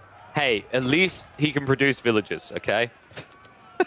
That's the one upside he's got, because he's not going to have an ability to produce units at this rate. He finally found that busted berry bush, but I don't know how much it's going to matter. B did go into siege engineering, and look at B's resources. If he now just cuts production, he can tech up as well. He's not going to be that far behind, and with the amount of villagers he has, he could rush this up with like 20 to get the floating gate, at which point we're talking Yoroshiro's, relics, and DeMu right now has no way of contesting that.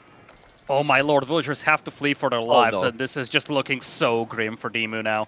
Yeah, but where do you go? It's a pick your poison scenario. You stay, you get picked off by the new archers coming in. There's more Yuumi! I don't think he saw this group of Yuumi coming in from this little choke point, and he just has nowhere left to go at this point. It's like, Mom, Dad, help me. I don't know. Where is home right now? The war is about to break, and that's going to be the flood through, and that should be the GG moment. DeMu, with half his economy out in the fields, he has got Wheelbarrow, yes, but the Yuumi move so bloody quickly, you can never really get away from them. Sure, he'll get back to base, but with what? Maybe half the villagers left and nothing to work on. I don't really know what he's meant to do here. He's getting a few Ghoulims together. With enough horsemen here, it's enough to crack the egg. GG is going to get called. B, once again, taking the lead in this series. He loves his feudal age aggression, apparently, here. Once again, a long feudal, but really, the storyline of this game, KP, was the Shinobi. How B was able to keep dodging those small groups of units, torch down those docks eventually, concealing the shinobi as enemy villagers and then picking off the new villager that was sent to build the docks, repeatedly setting the enemy TC on fire to stall villager production. Those shinobi have been massive contributors to this game. Yeah, it's a very powerful unit. Typically, you only really see the Coca Township on C maps, and the reason is because you have a lot of exposed things that they can play around. The benefit of Shinobi is playing away from direct fights, right? This is the type of unit that doesn't want to have to contest you face up. So maps like Rocky River come to mind. Canal was also another map where we could have actually seen this come out, and it's a very powerful strat because on Canal, typically it takes a while to get that set up. People overinvest in the fishing, and you could just fast fuel age and then rush Shinobi, and he could never produce anything. But just great read overall to whip it out here for B. Puts him now on match point. DeMu's back up against the wall, and we have to start looking at what we've got left here because there's not going to be any broken Jujis coming out for DeMu. We know he can't go for the Japanese because that was banned. And there's still some other potent picks remaining for B, such as the Malians. Now, KP, looking at the history of these two players playing against each other in major tournaments, they have not played a best of 5 in AoE 4 ever since the release of the game.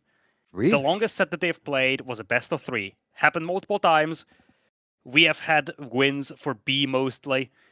1 out of 6 actually is the series count that DeMu managed to win.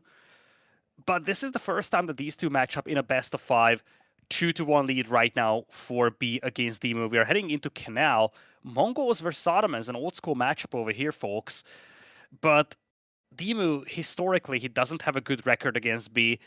And just based on these two games, especially if you exclude the Order of the Dragon game, which was an awkward Civ pick from B, you gotta wonder if DeMu can turn this around, or if B is just going to cruise to a 3-1. Yeah, but something to keep in mind is like BO3s versus BO5s is a completely different ball game, right? Like you're talking about a more expansive Civ pool that you have to utilize in different environments.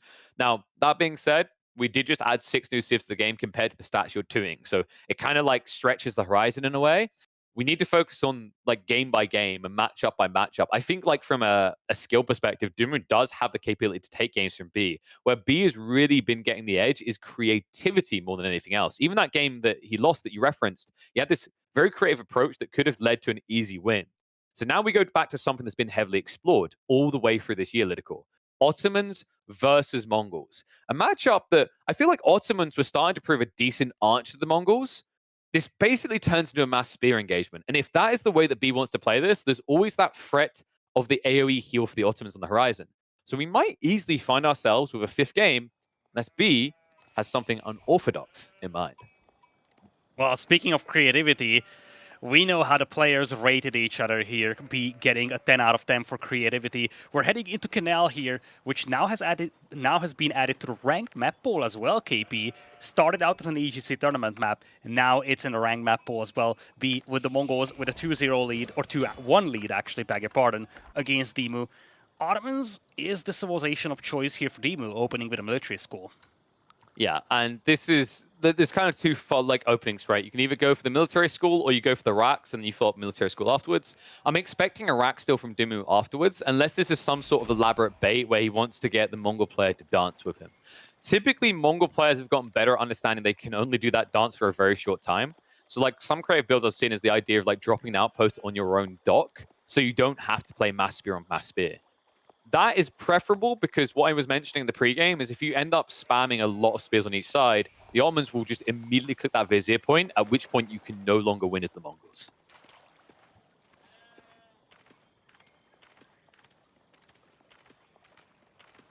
So I'm looking at the way this is being played actually in the opening. Like B, he did actually show respect considering his placement on the dock, right? Like he didn't go for that direct crossing dock. I think Mongols, weirdly enough, they're less inclined to do that, by the way, because that's a more desirable play for civs that have walling.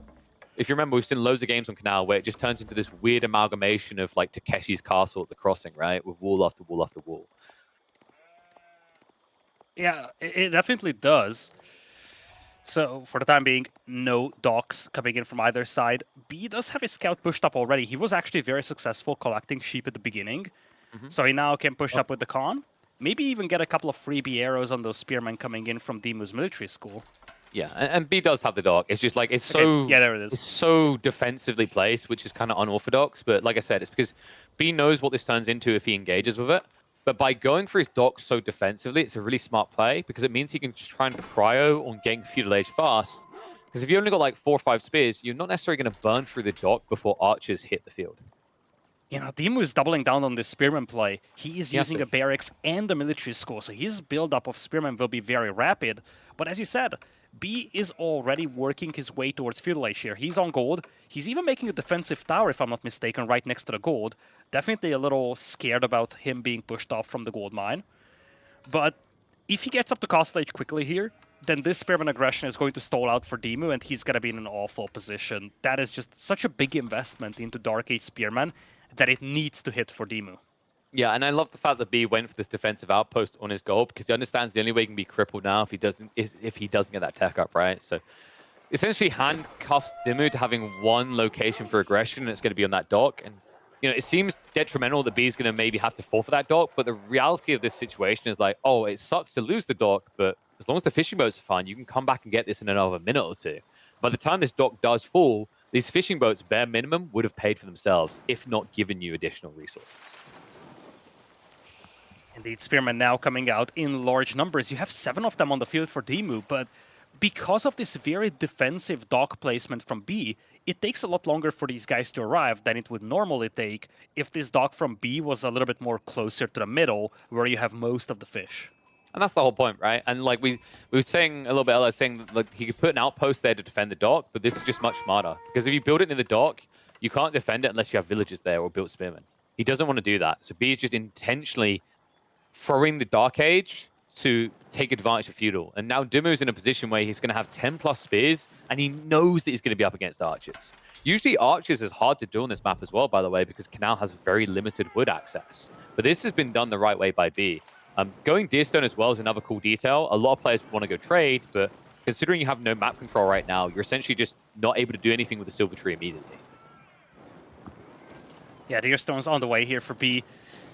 Slowly the dock is being torched down for him. He's likely going to lose the dock itself, but I guess he's just given up on this. He's very heavy on the wood, and for him, this is going to be a matter of rebuilding this dock. He's going to be quick to feudal. He's likely going to open with an archer range to get a couple of archers out, push these spearmen away, and then he's just going to replace that dock eventually. Yeah, and actually, like, can we check the health? Okay, so the dock is definitely going to go down before he gets the archer ship out. So that's the one upside for DeMu is he has so many spearmen here, he's at least going to cripple the income initially. But, like you said, that dock on the south side is still going to be an archer ship eventually. There is still a foothold. And the cool thing about this is it means I didn't even see this dock. Yeah, no, he snuck it. Like, he stuck it down there. After he put the outpost, DeMu moved away because there was nothing he could do. So the cool thing about this play is it means that he can keep producing archer ships to take control of the canal, matching the pace of DeMu's own dock, but then still come back for a second dock to inflate fishing further. It's really cool. Yeah, I love this dock placement from B. He's exploiting the fact that DeMu's army is very slow-moving and kind of tunnel-visioned right now. Now, granted, DeMu does make it to this little island that B is starting on, and the arrow ship won't be able to reach all of those spears. I think there is a little soft spot here that DeMu can use to torch down the Ovu. Still, as you said, now we have an archer ship out there, so B should be able to replace the dock eventually, but he does lose a villager to the spears over here, and I'm not gonna lie, KP, I'm starting to like this aggression from DeMu here. It's actually inflicting a lot of damage here on B's early build. Yeah, he found a sweet spot. If he can actually get rid of the Uvu, it's really good. He could have recently just burnt down that archery range while it was being built, actually. He decided this was a high-value target, though.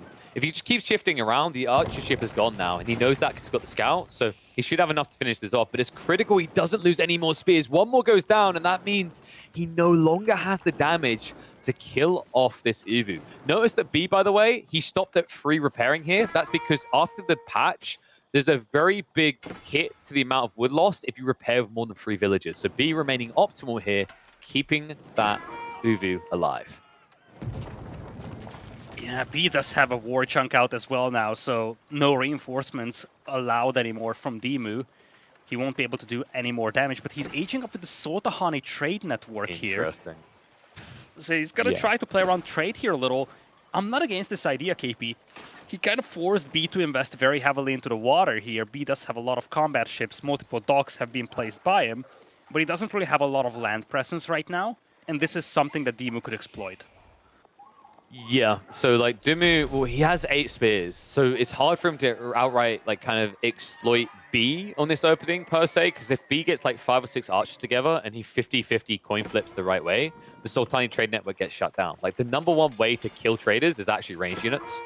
Obviously, you can chase better with horsemen, but if you know where they're going, archers are just more efficient at annihilating them. But this may be a slight overextension. B jumps the gun, goes out with just 2 archers. Love that little starter step back. He only attacked with the high HP archer so that he'd shift aggression across there and keep him alive. But now, right now, with the amount of control he has, the lead he has when it comes to military vessels, if he just plays up and down that river, there's not much DeMu can do to contest him.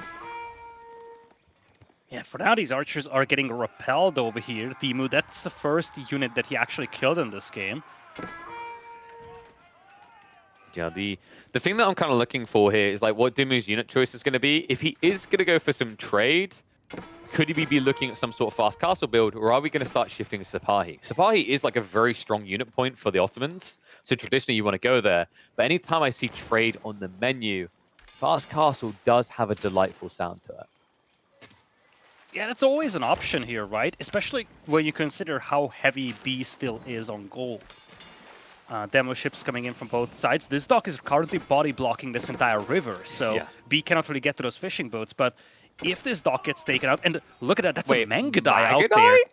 there. Yup. I did not expect to Okay. see a Mangadai here today, KP.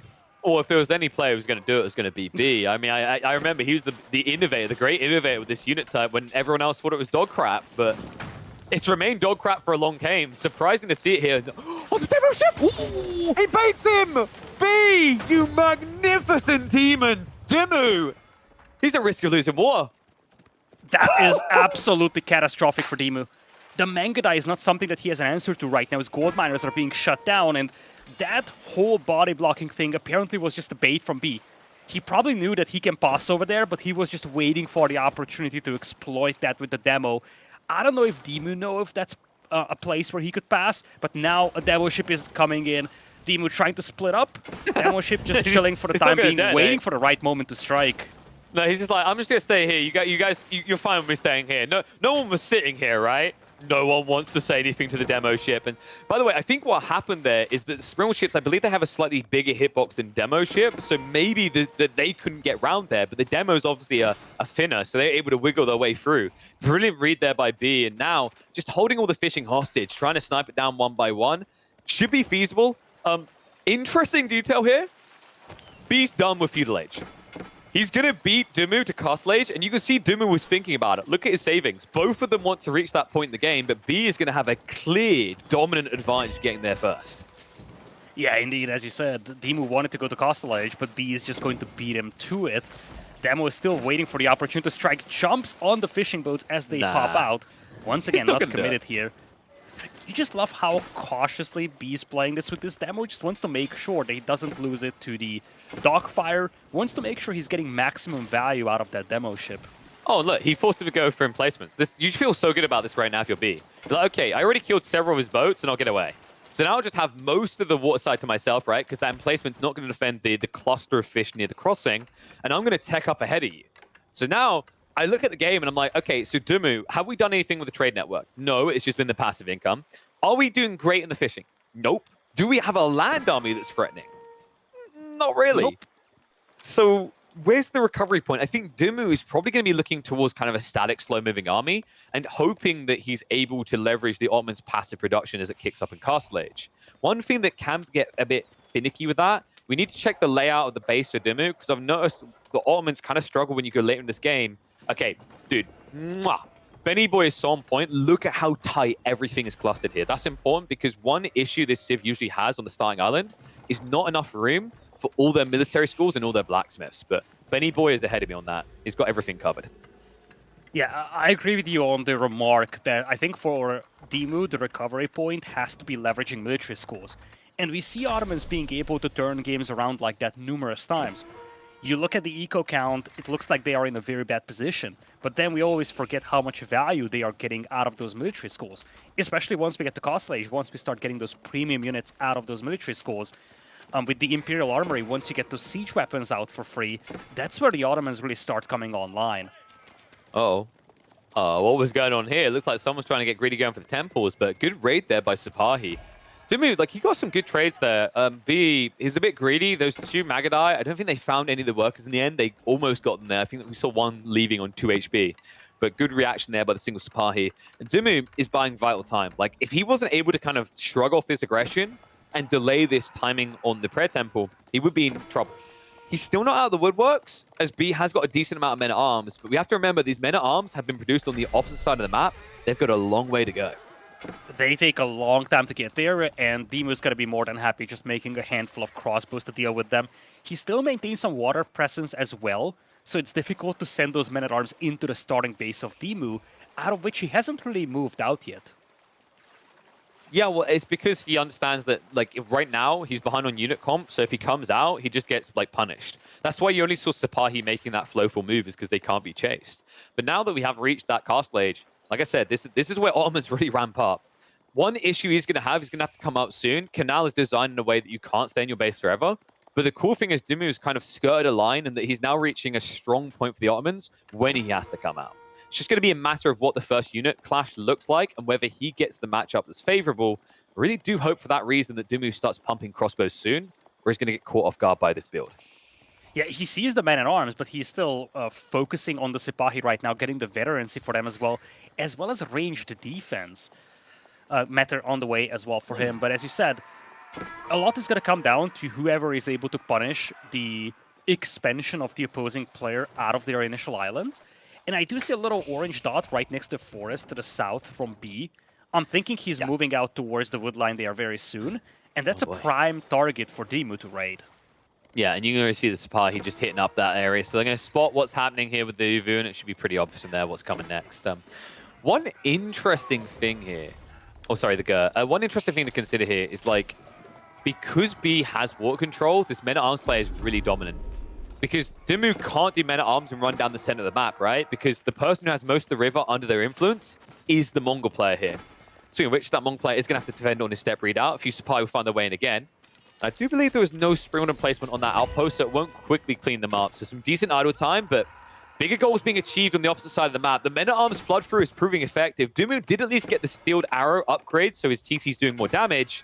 But considering the undermesh is now coming in from B, that damage is about to be negated, and DeMu, in desperation, has to pop the Vizier points to spawn the Janissaries. A good static defense, but a one-off maneuver that's going to sacrifice your ceiling in the late game. Oh, man. We talked about this. He saw the men-at-arms, but we didn't have a single crossbowman out there. Tried to fight them off with the Sipahi and the single Lancer he had, but that was just insufficient. Had to pop the Janissaries, though, so now he's got a formidable standing army. 10 Janissaries, handful of Sipahi, buffed by a Meteor as well. But he also lost a lot of cavalry trying to raid the initial base of B. B, on the other hand, he doesn't really have anything that deals with those Janissaries right now. And the kind of the same applies to that Mangonel that now came out from the Imperial Armory. Well, he has crossbows and archers coming, right? So, like, I think B got what he wanted out of that. It's always good when you can force that point, because typically Ottoman players only want to commit to the Janissary point in one of two conditions. A, they're about to lose the game. B, it'll allow them to win the game. So if we don't see DeMu win the game in the next, like, 3 minutes off the back of that play, it was a recovery arc for him. And looking at the way he had to pop them, it feels like a recovery arc. But maybe the bald man can prove me wrong. Maybe Benny Boy has some magic in mind here as he is shifting out with the main army. Now DeMu has something crazy on his mind here, KP, because no one cares about the Janissaries, no one cares about the crossbows when you will have a Grand Galley going down in that river. It's in queue right now for DeMu. Oh, dude, DeMu is like the only player I've seen do this frequently before. This is wild, by the way. Like, this is not something you usually do. For those who don't know how this operates, that's a military school on wheels. Well, not wheels, but we'll acknowledge it and allow it. It moves and produces, and that's the goal here. He's going to try to move some of his production to the front side of this fight. It has to have good range and is incredibly tanky as well, so it might be the breach he needs to get through this Navy force of B. But he needs to get here fast. Oh, wait, B. We need to move in. You can see he's hesitant, right? Because the moment he comes in, Mango gets a good shot, and that means he can now also just be blitzed by the land force. B's army, a little bit slow to react to this. Defense arrow's going to come out. Demo ship in as well. Big hit, but not big enough. The damage isn't that substantial against land forces, so good split afterwards from DeMu. to minimize further casualties, and he will have just enough to defend the Mangonel for the meantime. And the Grand Galley remains standing throughout all this, but so do the men-at-arms. Yeah, the Matter gets picked off here. Just not enough crossbowmen to deal with this. Janissaries are great as long as you have a front line in front of them, but that's kind of lacking for DeMu right now. And it's starting to show. DeMu now moving in on the Grand Galley. That is going to be a beautiful hit, but a little insufficient. Weapon emplacement on the dock, trying to snipe out the Grand Galley, but it does get away. Unfortunate for B there. Yeah, it wasn't going to work. The health pool on those Grand Galleys is massive, so you need to bring double demo to get rid of it. DeMu, like, needs to protect that, though. Those Grand Galleys are not cheap. I think they're like 200, 200, 200. It's an absurd amount of resources, so you need to be getting your bang for buck out of it. DeMu skirmishing in the center still. Does still have those Janissaries. That's the thing to keep in mind. Throughout all of this, the Janis, most of them have remained alive. He only lost 2 of them. He hasn't reached a point where he's able to start passively producing them for free yet, but we will get to that soon considering the amount of units producing. We're also going to get into more Grand Galleys. Second one being queued. Yeah, demo ship popping out once again here, trying to find a good value, but it won't be able to. Dock is going to get torched down, and this is a big position to lose here for B. This dock is so valuable when it comes to being able to pop out some demos to surprise these armies with. And look at this, DeMu. He comes out of his shell like a shy boy who just discovered vodka at a party. Second TC outside of his base, his eco is going to start to inflate, and B right now is fully distracted by the fight in the center here. Has got a decent archer mass to start countering out those Janissaries. DeMu now has started pumping those Janissaries for realsies. Mangonel's also going to show up, so B's going to have to retreat away. It's going to start to look like we're going to see that shift where we're going to remove the docks from the equation. We have to check B. I think there's still a decent amount of fish to exploit here, so it is going to hurt his economy. Yeah, the dock is going to get taken out here, and we talked about this, KP. When you start leveraging those military scores, the Ottomans become a juggernaut, and that's exactly what we're seeing now. B is kind of leaning towards the archer plus crossbow build, something that will struggle against mass Sipahi. DeMu now has enough crossbows to deal with men-at-arms as well, and the Grand Galleys keep pushing up on the river here. I think we are seeing a momentum swing here, especially when you consider that DeMu is now on 2 TCs. DeMu doesn't care about those one-on-one demos. You need to get that double wall up, and right now B is only sending 1 demo out to address it. So DeMu currently restricting the map pretty effectively. B has got a lot of value out of it so far, right? He's stripped most of these fishing. He's also got his hands now on a 4th relic, bringing it back home. This is going to be DeMu's time to shine. I wouldn't even be surprised if he drops a 4 dock just to be more efficient with grabbing those fish away from B. Yeah, Matter is now pushing up as well, and this is the moment where you start expanding towards these neutral resource deposits for B. Same applies for DeMu. But in this moment, it's DeMu being the aggressor. He's the one that can punish this eco expansion from the opposing player. Keep in mind, double galley can actually blitz a lot of the space, by the way. Check the tower range on that unit. I think it's, I want to say 9? 7. Is it 9? Sorry, 9. Yeah, why did I think 7? 9.5. Okay, 9.5 means he's going to reach pretty much everything around that Uvu. We have a problem, and B doesn't have a solution. He definitely does not have a solution now. Sipahi coming into raid as well. B's pivoting very heavily into spears, but that won't work against mass crossbows and Janissaries. Okay, oh wow, he actually attacked the spears. I think that was an A-click. I was waiting for the moment. DeMu was shifting in range of those villages with the Grand Galleys. That would have been a wipe of several of the eco units, but instead B's able to remain here, to loom here for the time being. 74 to 59 on the eco count. That's a little bit deceptive because I do believe B still has about 8 fishing boats left alive at the back of his base, but nice snipe there. B moves in with the archers and takes out both Grand Galleys. A heavy loss for DeMu, considering those units are about 700, 800 a pop. Yeah, that just shows up in the destroyed value. Now, B with the advantage in that department, but he's losing out on so much eco. He's down by 18 eco, and that does not even show the extra quote-unquote eco that DeMu is getting just by getting so many of those units for free. Blacksmith upgrades also looking a lot better for DeMu now. Army-wise, and even sustainability-wise, DeMu has a massive lead now. You have to wonder, where does B go from here, right? It's like, it's becoming quite the discounted army. Spears, archers, not that many premium units, trying to get a crossbow line together, but the thing that's lacking for me is an answer to the siege. We finally see B now going into the Springolds. I don't think that DeMu has spotted this, though. So although it's going to be 2 mangoes and they can still get some good shots out in the fight, it will be a long time before he has the answer to the anti-siege. Let's check vision here, because this is going to be important, by the way. Yeah. Okay, yeah. So B does have the scanning vision. That's really important. Otherwise, that mango might have ambushed him. Yeah, speaking of ambushing, that Stealth Forest is depriving DeMu of vision. DeMu doesn't have a scout himself, so he needs to be cautious not to get surprised over here by the Springolds. At the same time, one thing we haven't really touched on is that B has all 5 relics right now, and that's Yep. definitely a game changer here. A lot of passive gold income coming from those, but he's struggling with food. He was on berries quite some time ago, which is already quite Oh, boy. unusual for the Mongols. And once he depletes this hunt over here, he is going to have issues with the food eco. And there's a lot of Sipahi in play now. You can see it's double digits time, so they're already roaming looking for targets. They're not with the main army. And if they ever turn their attention north, it's going to be an absolute massacre. Cannons coming up play in the meantime for DeMu. Mangonels ready to shoot that back line, but actually no, they go off the Spearman instead. So a click mistake there by DeMu. Has to run away. Still has at least one of the metas to get away fast. Speaking of Speed arrow has been away popped. fast. Ooh, that chase down. That's going to be costly. Looks like he's going to lose the aura, so meta does hit the deck. The crossbows just have nothing they can counter right now. DeMu realistically needs to get a front line here to support the Janissaries. Otherwise, this is just going to turn into a continuous push. Yeah, these archers are coming in clutch as well for B. A great response to the combination of Janissaries and the crossbowmen. And as you said, there's just not enough front line over here for DeMu. Has to fall all the way back. He's starting to mix in some men-at-arms. Sipahi getting some good raids going as well, but B getting a little momentum here, pushing DeMu back into his base. Got to be careful, though. He's shifting towards the canal side, and that's where the Grand Galley starts to rear its ugly head. So shifts inland instead. Outposts have been set up. Will allow garrison point for the villagers here. Fortification should actually now scare B away. I think he may have started to overextend a little bit. Janissary's finally able to return fire. Crossbows are countering him out, though. And it feels like there needs to be more supply here, but just a few of these can easily eviscerate this archer mass. It's going to force the retreat, and B, in that retreat, likely to lose at least half of these troops. That single Lancer picked off 2 Springolds, KP. Good God. Essentially, the tools that B had to deal with the Mangonels coming out from B, and as you said, B, maybe a little overzealous, overstayed his welcome underneath those towers, now loses the Mangonel as well. He is in full retreat, and he's been taking some very underwhelming engagements the last few moments.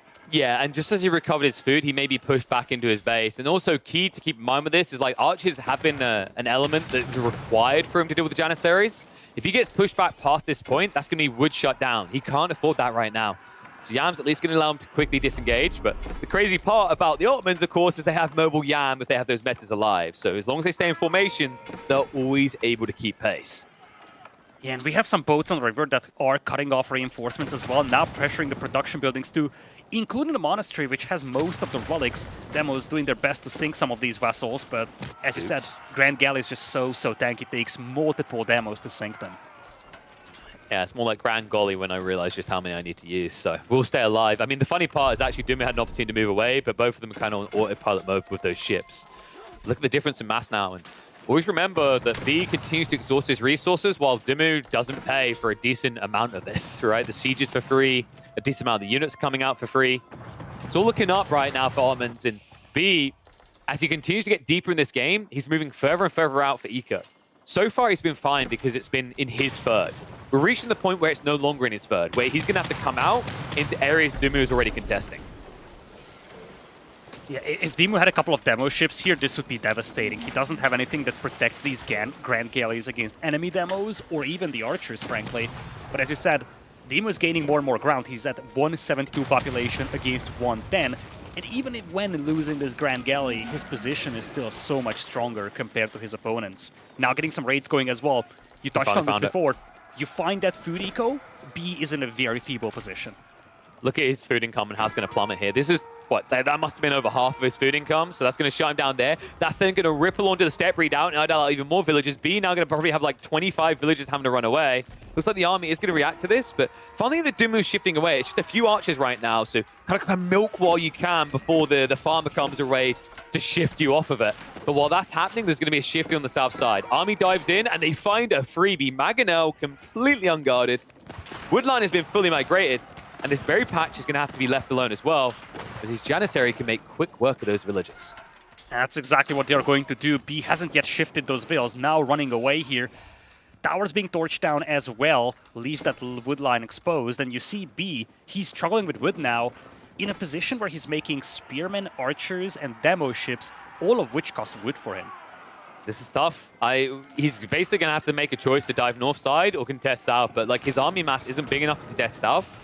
The problem with that is it makes you kind of predictable, and you're in a game where DeMu has such a big military lead, he could just peel off 10 Sapahi and head north. And there's nothing you can do about that. So this is starting to reach an uncontestable point for B. If he can't find some sort of Hail Mary in the next 2 or 3 minutes, despite the fact he's got all these relics, all these sacred sites, he's going to be on the ropes and facing a game 5. It's baffling that DeMu didn't cap any of these sacred, or didn't decap any of these sacred sites. B is given so much gold from those, and those are completely undefended, frankly. In fact, B even snuck out to the board to the north, and these are all positions that DeMu could punish, but he isn't really doing so. Kind of giving a final lifeline here for B, despite the precarious position that B is in. He's found him again. That's idle time. Look at the amount of villagers running around. Essentially, half of B's economy is not working.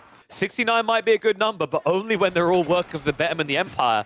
Meanwhile, in DeMu's eco, look at those numbers. We're about a minute away from Imperial Age, and you bet your damn ass off our boy's going to hit that button, because there's nothing to stop him. He's popped right now, and B can't force a fight to stop him from scaling eco. Yeah, we are in a full powerhouse mode for the Ottomans. Those free units coming out means that you're barely spending resources to make your army, and at the same time you're now pop-capped, so the only place where you can spend your resources will be Imperial Age. That's exactly what we're going to see from DeMu, and when that comes in, I think B won't be able to fight any longer. Oh my god, he's also found more villages. The whole army is up here now, but that means you're surrendering the south side of your base. You'd think that's okay because there's no eco down here. But there's production. So if these archery ranges, these rats just start falling, B's ability to rescale an army, if he loses a fight or if he draws it out, it's going to be gone. Demo ship, also going to be gone. Doesn't really do anything there. Mid-tickling as it hits the deck, and now, at risk of losing all the production, B is going to have to fight tooth and nail, while DeMu is going to look to enjoy the high life. Istanbul Observatory is on the way. Yeah, 194 population against 144 here, with a full age advantage coming in very soon for DeMu. 87 army against 64 as well. But when you look at the army numbers, it doesn't tell the full story. Army value does double the army value here for DeMu, now confining B in his base. KP, it looks more and more like that we are going to have a final decider game here in this best of 5, and boy oh boy would that be big for DeMu.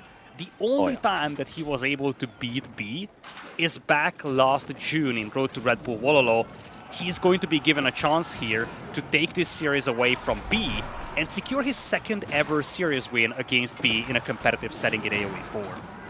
These mangoes are packing, unpacking more than someone who's been shifted rooms in a hotel 15 times. Looks like they're finally going to go down. Don't find a good wallet, but it doesn't matter. Imperial Age has been reached, and I think you're right. We're on the edge of forcing a game number 5. But you know what I always say, LidaKor? The one advantage the Mongols have, they can always pack up and move on to the next map, and it looks like B's going to be forced to do that here. Military numbers are against him. Khan goes down, no front line to defend him anymore, and the Grand Galley shifts in for the winning shot. Even if he gets pushed off with this one army, there's no way B can recover this. No food, no wood, no chance in hell of turning game 4 around. What a game from DeMu, right from the get-go, super aggressive. Barracks plus military school opening here to confine his opponent into his base. And for some time, his position looked very precarious. He got beaten to Castle Age by the Mongols. He lost a lot of his fishing eco due to that cheeky demo play that sunk the war galley on the river. But then he started leveraging these military schools, and this is why we so often see the Ottomans prevail despite being in an eco disadvantage. Once those military schools start rolling, it's extremely difficult to overcome the Ottomans. Is that Ram a tribute? Kill me. Wait, what is B?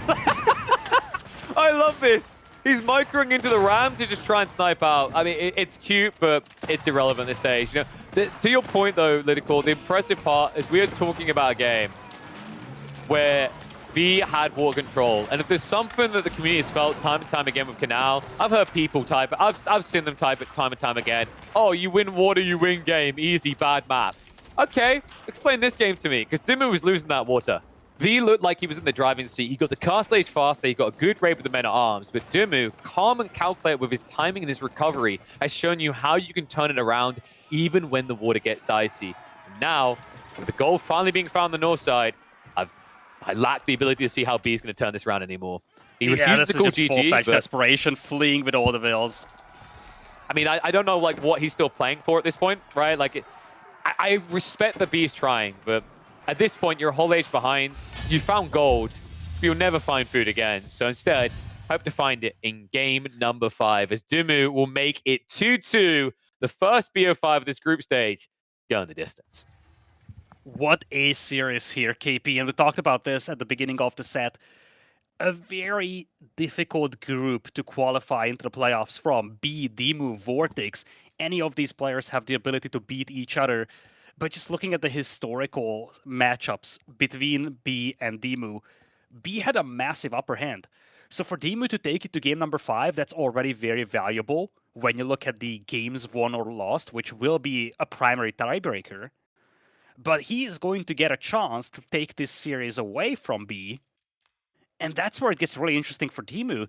That would make his position very strong in this powerful group. And B would be playing Vortex essentially for his survival in this group. Yeah, that's crazy to think about because I think if anyone seems the strong person in this group, it's Vortex, right? If you looked at the Wikipedia page, it has him in the red, but it's probably the only time you go see him in the red in the group stage. Like coming into this, Vortex has had the most impressive placements posted in the last several tournaments. I think fair to say B has had some shine out ones for sure. I granted, but throughout the year, I'd say like Vortex looked a bit more consistent. So has to be scary to go into, especially for a player like B, where Vortex is this type of player that will kind of all in you and all out aggro you. Might be something uncomfortable with B because B is usually the type of player that likes to be unconventional, and it's harder to execute unconventional against someone that just with raw zealousness commits into one strat entirely, right? So that's going to be an intriguing series. It's critical for both these players considering their play styles. They don't have to look towards Vortex and beating him to be their savior. Comes down to this, and something to keep in mind with this group stage is just regardless of who takes this game, the fact that both of them got 2 points is big. It matters a lot because there's only 3 people in these groups. Every single game could matter, but we're going to have to see who can get the one that matters most. Game number 5 is going to be a classic matchup. Hill and Dale, Delhi in the hands of B, HRE for DeMu. This is a matchup that was heavily favoring the Delhi, but it's been a long time since this was meta, my friend. Let's see how it plays out now. Boy, oh boy, what an old school matchup this is going into game number 5. Hill and Dale, a map that has been with us ever since the release of the game. Even in the very early days of competitive Age of Empires, we have seen this map being played over and over again. Now it's back with us in this tournament, and we have a classic matchup as well. Delhi versus the HRE here.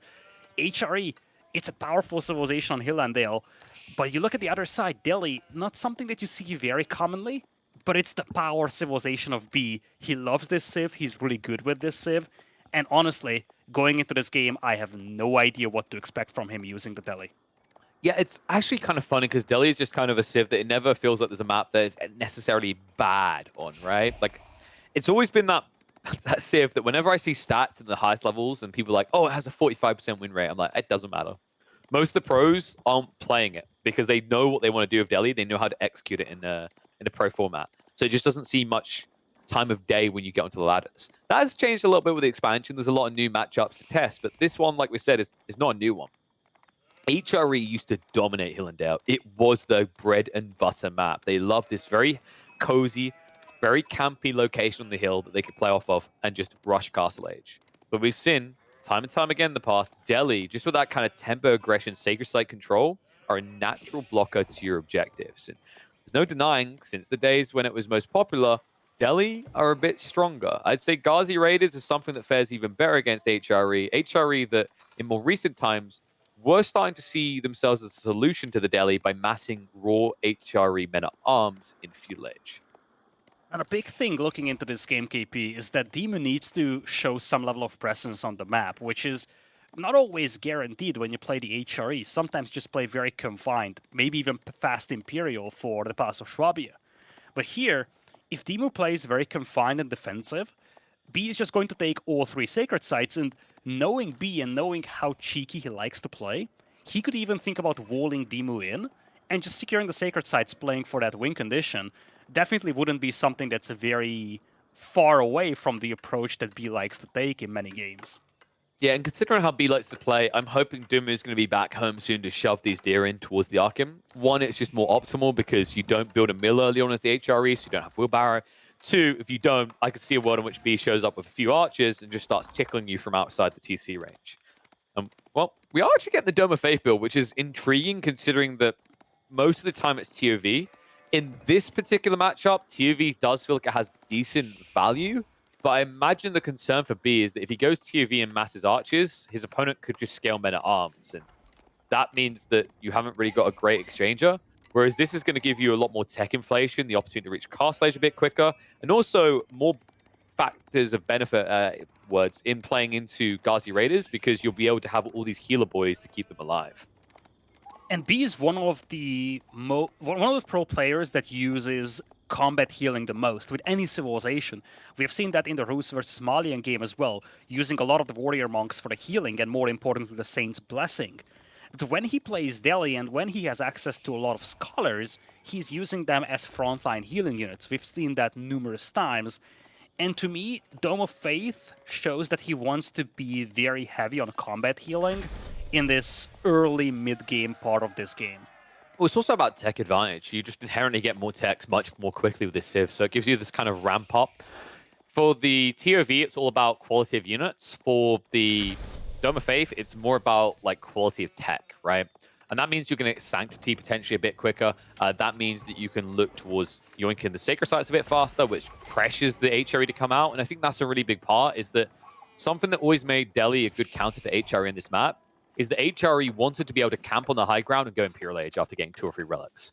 You can't do that against the Delhi. The game will be over before you get there. So pretty cool read by B. We'll have to see if DeMu scouts it out or suspects it at all, because if you see Ghazi as an opening, it doesn't make you suspicious. Ghazi is a really good opening.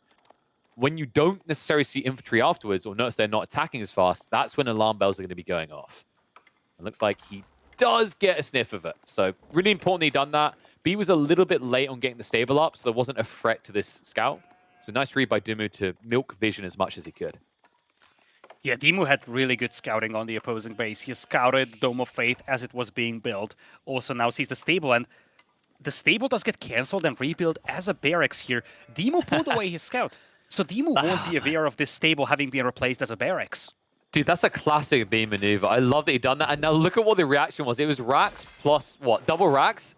Okay, the interesting part is that B knows he gets scouted, he cancels, but he doesn't go archery range. Don't you find that a little bit weird, right? Like, you'd expect an archery range player here.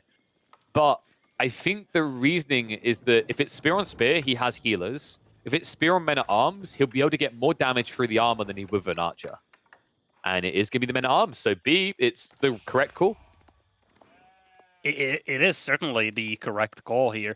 DeMu decking into men at arms here. He does have a respectable food and gold income. If he stops producing these men at arms, he could find himself in castle age pretty quickly. But for now, he's going to commit very heavily to these men at arms. On the opposing sides, I only see spearmen from B though.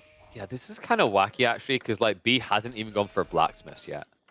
So I'm wondering what the full thought is here. Like, I guess it's just raw spears with heals, because like feudal men at arms don't hit that hard.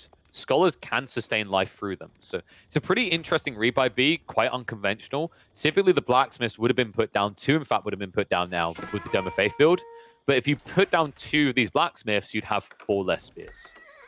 Yeah, now comes a stable for B, so he is going to have a couple of Ghazi Raiders out. DeMu committing very heavily to the men-at-arms. He's going to have 6 of those on the field. No spearmen to support them with against the Ghazi Raiders. It looks like B's just trying to buy some time over here for the Ghazi Raiders to arrive, pulling these men-at-arms all the way to the far west. This is such a sick build from B. Like, I imagine Dimmy's probably got a little smirk on his face right now because it's just weird.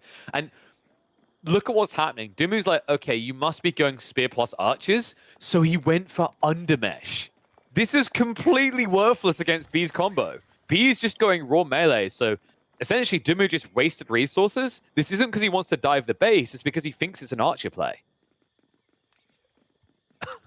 Yeah, he's just so heavy on the men-at-arms here, and this is a very one-dimensional composition.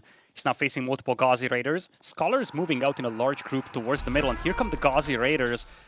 These bad boys do have bonus damage against heavily armored units like the men-at-arms, and this is why this bait and switch works so well for B. The men-at-arms get picked off one by these Ghazi Raiders. Yeah, and keep in mind the Ghazi also have higher base stats. Like, that's why you pay that premium. It's totally worthwhile. So while DeMu is able to repel the fight on the north side, he's not getting any kills. Meanwhile, he's going to be 2 men at arms down on this southern engagement. That's really bad. 240 resources at this point for nothing exchanged. And what makes it worse is it's Delhi, right? So it's going to remain nothing exchanged because these scholars are already kissing all the boo-boos better. Yeah, one thing that B has done exceptionally well in this fight is pulling back the weak spearmen, healing them all the way back up. So as you said, he has not lost even any HP at this point and managed to kill off 2 very expensive men-at-arms, now walling off the sacred site on one flank, has a strong position here in the middle as well. DeMu has to mix in some spearmen himself so that he can deal with these Ghazi Raiders.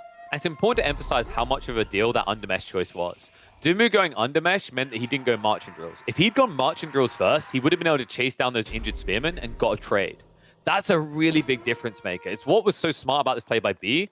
It's the psychology of what he done. He started building his stables. He canceled the stables, built a racks. DeMu says, oh, I see racks, so you cancel stables. I guess you're going archers next. His brain doesn't think immediately, actually, it's going to be a return to like stable afterwards.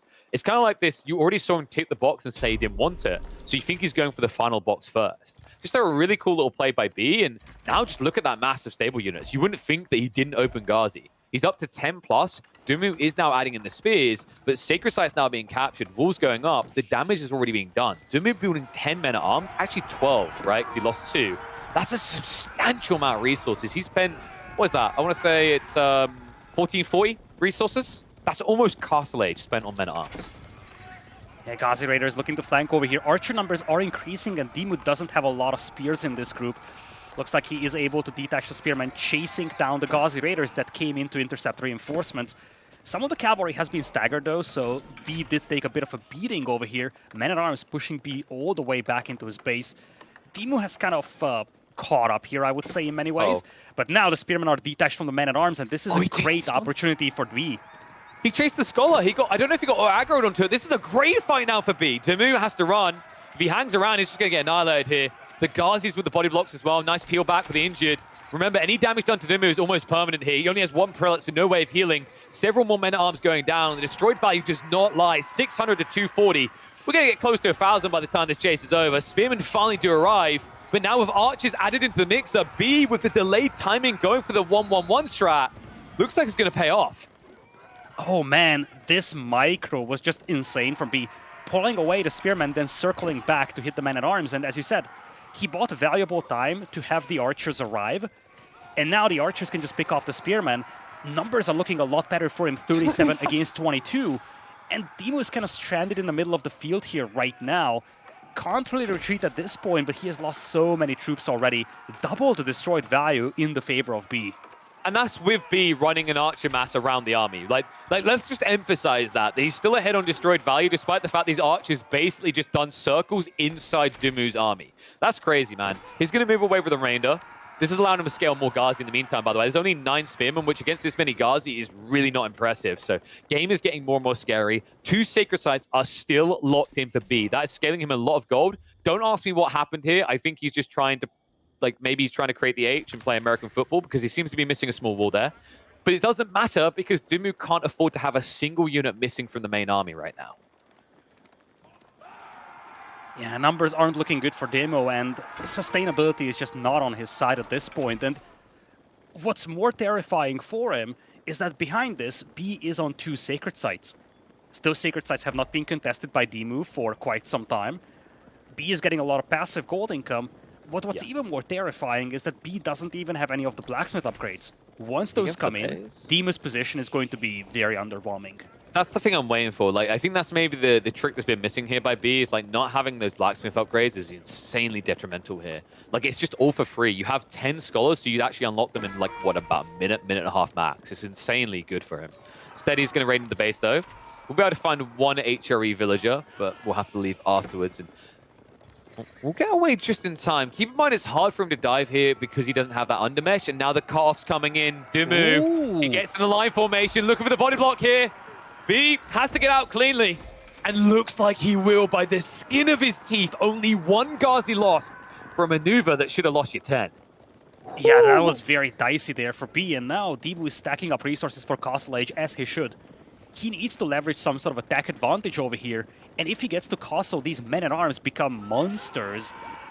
It's just that he needs to keep this army alive until that happens. He's going to be on the way to Castle Age, but also committing to this fight as he's aging up. Ghazi with the body block, keeping the men-at-arms honest here.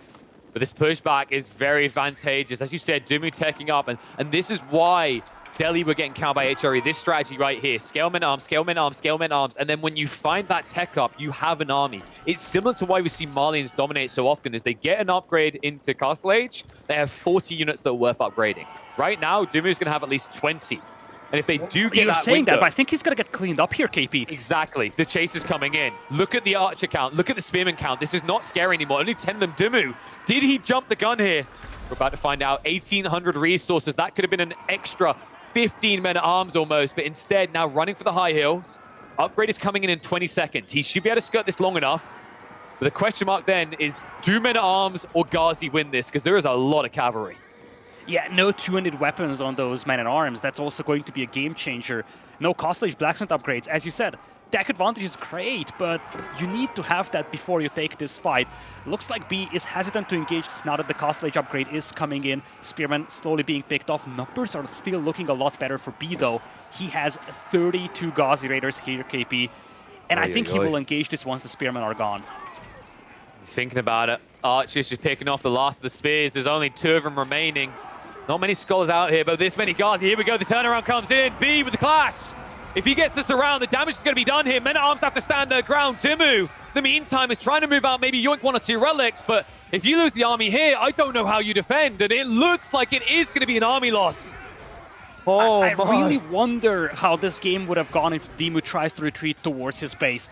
I really had that feeling as he was committing to this fight, that he just didn't have the numbers, even with attack advantage, to fight this. He chased this army from B all the way into his base, but as he was aging up, B just tried to retaliate, and DeMu had to take a fight without Castle Age blacksmith upgrades, without the two-handed weapon stack, and now had his entire army cleaned up. Casualties that DeMu can't afford. But he has to go fast now. B, like, he's got a window of opportunity, but he's still now an entire age behind with an army that he can't age up quickly. Even with the 15 scholars, he needs to have them at home, and I imagine they're a bit spread right now. By the way, B now only getting into the blacksmiths finally 50 minutes in the game. So DeMu, with the Inspired Warriors tech coming through, if he can find a choke point, these men-at-arms could still be a saving grace. Remember, he lost that fight because it was an open field where he got surrounded. If he finds a place where there's no opportunity to surround, where he's optimal on the line, he could try to weather the storm, but it is going to be hard. And it's going to be now. B, with the commitment in, looking for that fight. And DeMu, with only 11 men-at-arms, it might be a tough hold. DeMu actually willing to sacrifice this monk carrying the relic to try and decap the sacred site. That's going to be a very short-lived prelate there. But this is a bait, and I love this, KP. A gigantic overreaction here by B, pulling off all his forces to kill that one monk, meaning that DeMu actually lives to see another day. I feel like this is a massive overreaction from B. Okay. I think he needed a wall a little bit earlier because you don't know, right? Like, in DeMu's defense, we have God Vision there. But yeah, B, I think realistically, like, this tech up is going to be fine, but DeMu, you know, bruised and battered, but not dead, right? Even though he just essentially donated a relic there, he's still going to have 3 relics as the HRE. Like, this game is not over yet, despite how good B looked in these fights. One thing HRE is exceptionally good with is recovery, especially with the Pass of Schwabia. And that's exactly what DeMu needed. He needed a lifeline. He needed to keep this game alive a little longer. And he did just that by luring all this cavalry to the western flank with that monk. He still has his army out in the middle of nowhere in a vulnerable position. Yeah, and I think this could be terrifying. Dude, I don't think you even go after the army. I think you go after the base right now. Like, if DeMu wants to send his entire slow-moving army out here, you've got 22 Ghazi that you realistically don't have much use for right now. You either wait for the age up, or you go. And I feel like you have to go, right? Oh, man. Wait, Scholar, where are you going, buddy? No. So you won't be able to find that relic. This is kind of crazy that this game could still be a 5-relic game for HRE with the way it's starting to pan out. Like, there is still 2 relics just sitting there, and 3 have already been yoinked by DeMu. Yeah, one thing that DeMu also did was a farm transition, so his food eco is well set up for long term, and that's not the case for B. Sustainability is starting to swing onto the favor of DeMu, but his position is still very difficult here with all the Ghazi Raiders being out. But you said this, KP, it takes so much time to upgrade these units. And the Ghazi Raider numbers have also been decimated here in these somewhat suboptimal engagements against Castle Age troops. Yeah, and you can't help but feel that B is starting to address the symptoms and not the cause, right? Like, he's going after these men-at-arms groups. He's not going after the economy. HRE live and die by their economy. We know this. We've known this for 2 years. But yet, he's still, whenever we look at that hill, DeMu has more or less been uncontested. He lost one villager when that dive came in from the Ghazis. That was it. Other than that, as you highlight, those Ark and Chapel farms been boomed to the moon. And now, because he's walled off the flanks, he's got enough troops to just hold the center. But he's going to have to now transition entirely, probably into crossbows, and that's going to take time. Now, one thing that DeMu does not have a lot of is gold. His starting base should start running low on gold. He does have the passive relic gold income, but he's already tacking into some archers over here, preparing for the days where he doesn't have a lot of gold to burn. Interesting. Archer's actually not bad against crossbows, right? And your opponent is realistically not going to keep building Ghazi. Even if he goes into the Knights, you're going to have the men-at-arms with the two-handers that should be able to smash those down. So I don't mind it from DeMu. It's more cost-efficient. He does need to stake a claim soon, though. And the problem for him is, the safe gold is already being tapped by B on the right and flank. Other than that, you have to play onto the center of the map. So I wouldn't be surprised if we see DeMu move on the stone and look for a keep drop to consolidate his position in the fort. I would love that. I would love a keep here for him. Essentially anywhere, to be honest. B has that counterattack potential still. You need that strong point that prevents that one from happening. And now this army is terrifying. This army has a lot of blacksmith upgrades, double range defense. And remember, B was late with his blacksmith upgrades. And now the men-at-arms also have 200 weapons, maces. Great opportunity for DeMu here to do a lot of damage. He's going. He's feeling the momentum, just kind of pivoting a little here. B hasn't been present on the mid-map that well at the moment, so he knows something's going on at home, and it is, of course, the upgrades coming in. So B, still, after all this time, doesn't have that many blacksmith upgrades. Warlord's going to come out. That's going to reset, so DeMu has to back out of this. But just with this space, think about what he's doing right now. He's already on the stone, so he is gathering towards that keep drop. He needs to create this space to make sure he'll be able to stake that claim on the gold veins. For the time being, he's definitely staking a claim to B's base. A nice little choke point fight here. Combat healing coming in as well with the scholars. Crossbows picking off many of the men-at-arms. Is somewhat suboptimal engagement here for DeMu, but as you said, it's all about securing a little breathing room, a little mid-map control. With that second wave that's coming in, B, nice job intercepting the reinforcements with his leftover cavalry, though. Yeah, and we're reaching a critical point here. DeMu, one extra load of stone to drop off, and then he has what he needs for the keep. That's when we're going to see a shift out. And right now, B is blocking that position. So DeMu needs to retract. He needs to clear. But by doing so, the crossbows are going to pursue, and there is 18 of them on the way. These men-at-arms aren't going to last long. Oh, castle drop coming in the middle here for B. DeMu has enough stone for a castle drop himself. I feel like either of these players losing out on a castle that's being built would be catastrophic. And I think DeMu can secure this game if he can stop that keep in the middle. Looks like he's going to call his forces off for the time being, but a Dowd castle here is not something that players can recover from, I feel. No. Both of them need this castle. It's do or die in this moment, right? They need to stake that claim. One for control and one for gold. We'll be hiding in that center on the sacred site. Only a few ranged units, so the scholars are actually kind of somewhat efficient at staying alive. The archers just target this down. They can stay here forever. I'm kind of surprised B is actually not going after them. Instead, just getting baited onto the men-at-arms. But for the time being, he does hold. However, with only one scholar left there, it's a good thing he just captured that sacred site. Otherwise, it would never be going up. What is going up is that castle. So DeMu did sneak out to the side. He forced the cancel by B, but he also still, in the meantime, gets the 8k gold stack of his own, which is what he needs if he wants to start thinking about that Imperial Age. Yeah, in many ways, he contested that sacred site with the archers just to act as a diversion and allow him to get the castle up. At the same time, B is getting his own keep up as well. And let's not forget, he has now gotten village fortresses, so he can start pulling ahead when it comes to villager count. We'll see a breach in. It's a sacred site now to be decapped. We're still waiting on a lot of upgrades. Spearman's going to be a transition coming in by the looks of it for B, but that's going to take quite some time. Now with this keep here, even these Ghazi Raiders which have decent armor, not that great. And yeah, the food down to 400. If he can't get these berries, it's going to spell disaster for B. So we'll have to find a way of pushing this army away. The problem is with the keep so close together, it gives a soft reset at all times for DeMu. And this is the big thing here. DeMu had the food eco, the farm set up for a long time. We talked about this. Sustainability is on his side right now. And B cannot really afford to make a farm transition right now. He needs those berries, but he simply cannot get them. Meanwhile, DeMu doesn't care, right? 1.7k food income, all because of those farms. He's never going to dry up here. And the worry is he's going to tech up DeMu. Look at the grabber. Pounds the Swabby on the way. DeMu is in full recovery now. Like, B, the window is closing fast. If this turns into Imperial on Imperial, there's a thing that Delhi players utter in their games when it gets this deep. Don't go Imperial. Don't go Imperial. Because they know how difficult and uncomfortable it is for them. DeMu has played 6 sets in AoE 4 in history against B. Won a combined 5 games across those 6 sets. And now he's getting closer and closer to potentially taking B out here in a 3-2 fashion.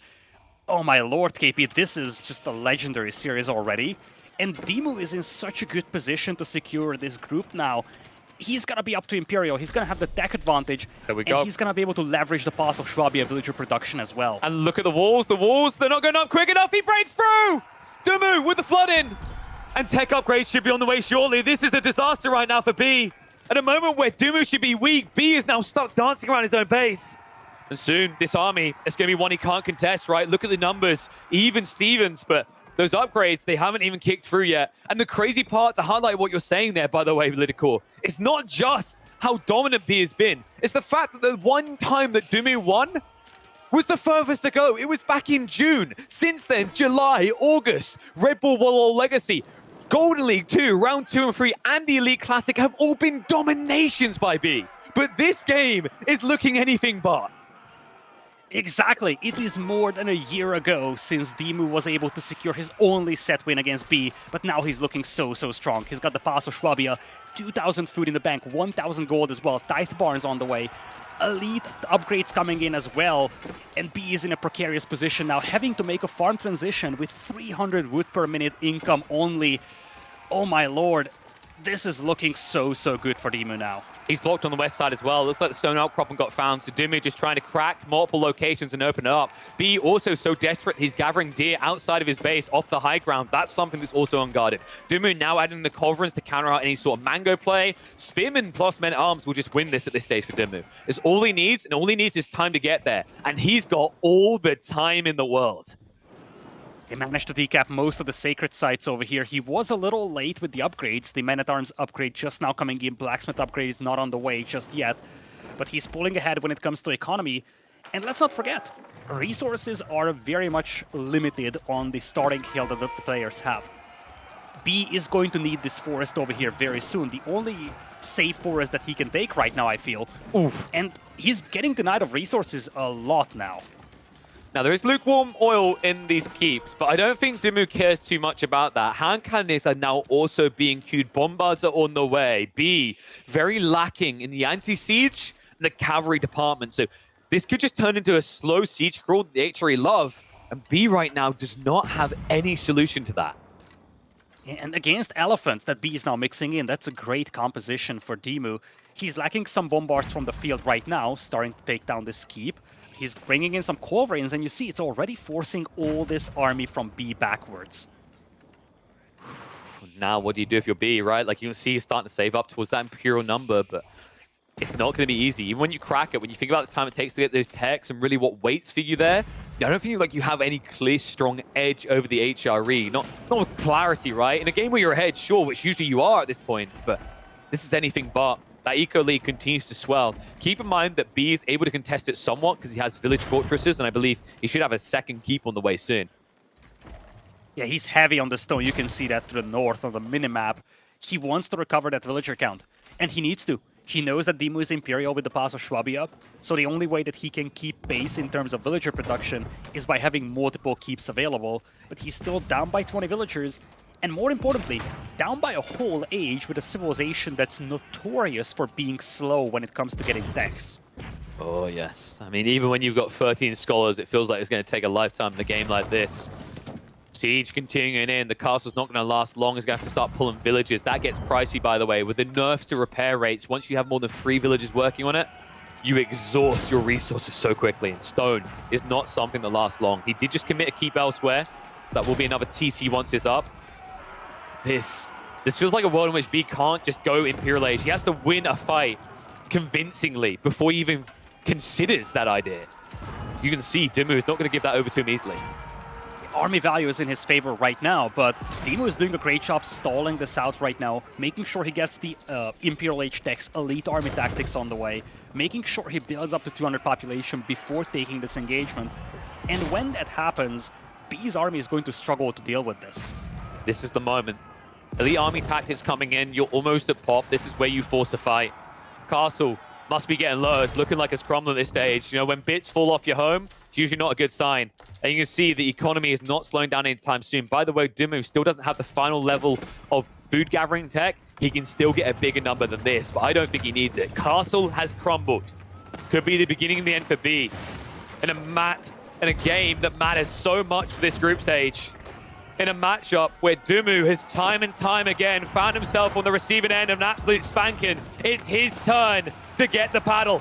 And he's going to be swanted towards B. A charge in with the spears, elite army tactics there, hand cannon is behind it as well. And it feels like the flood around is going to lead to a wipe here. B with the military mass, but not for long. Culverins and bombards free to take out the tanky elephants. And after all is said and done, B will have nowhere to run.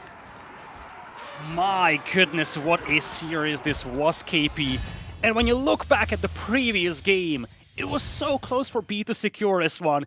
DeMu comes back into this one, secures his second ever series win against B in a group that is just so stacked with talent. DeMu, B, and Vortex in there. A clutch win here for DeMu, something that sets him up so well for playoffs.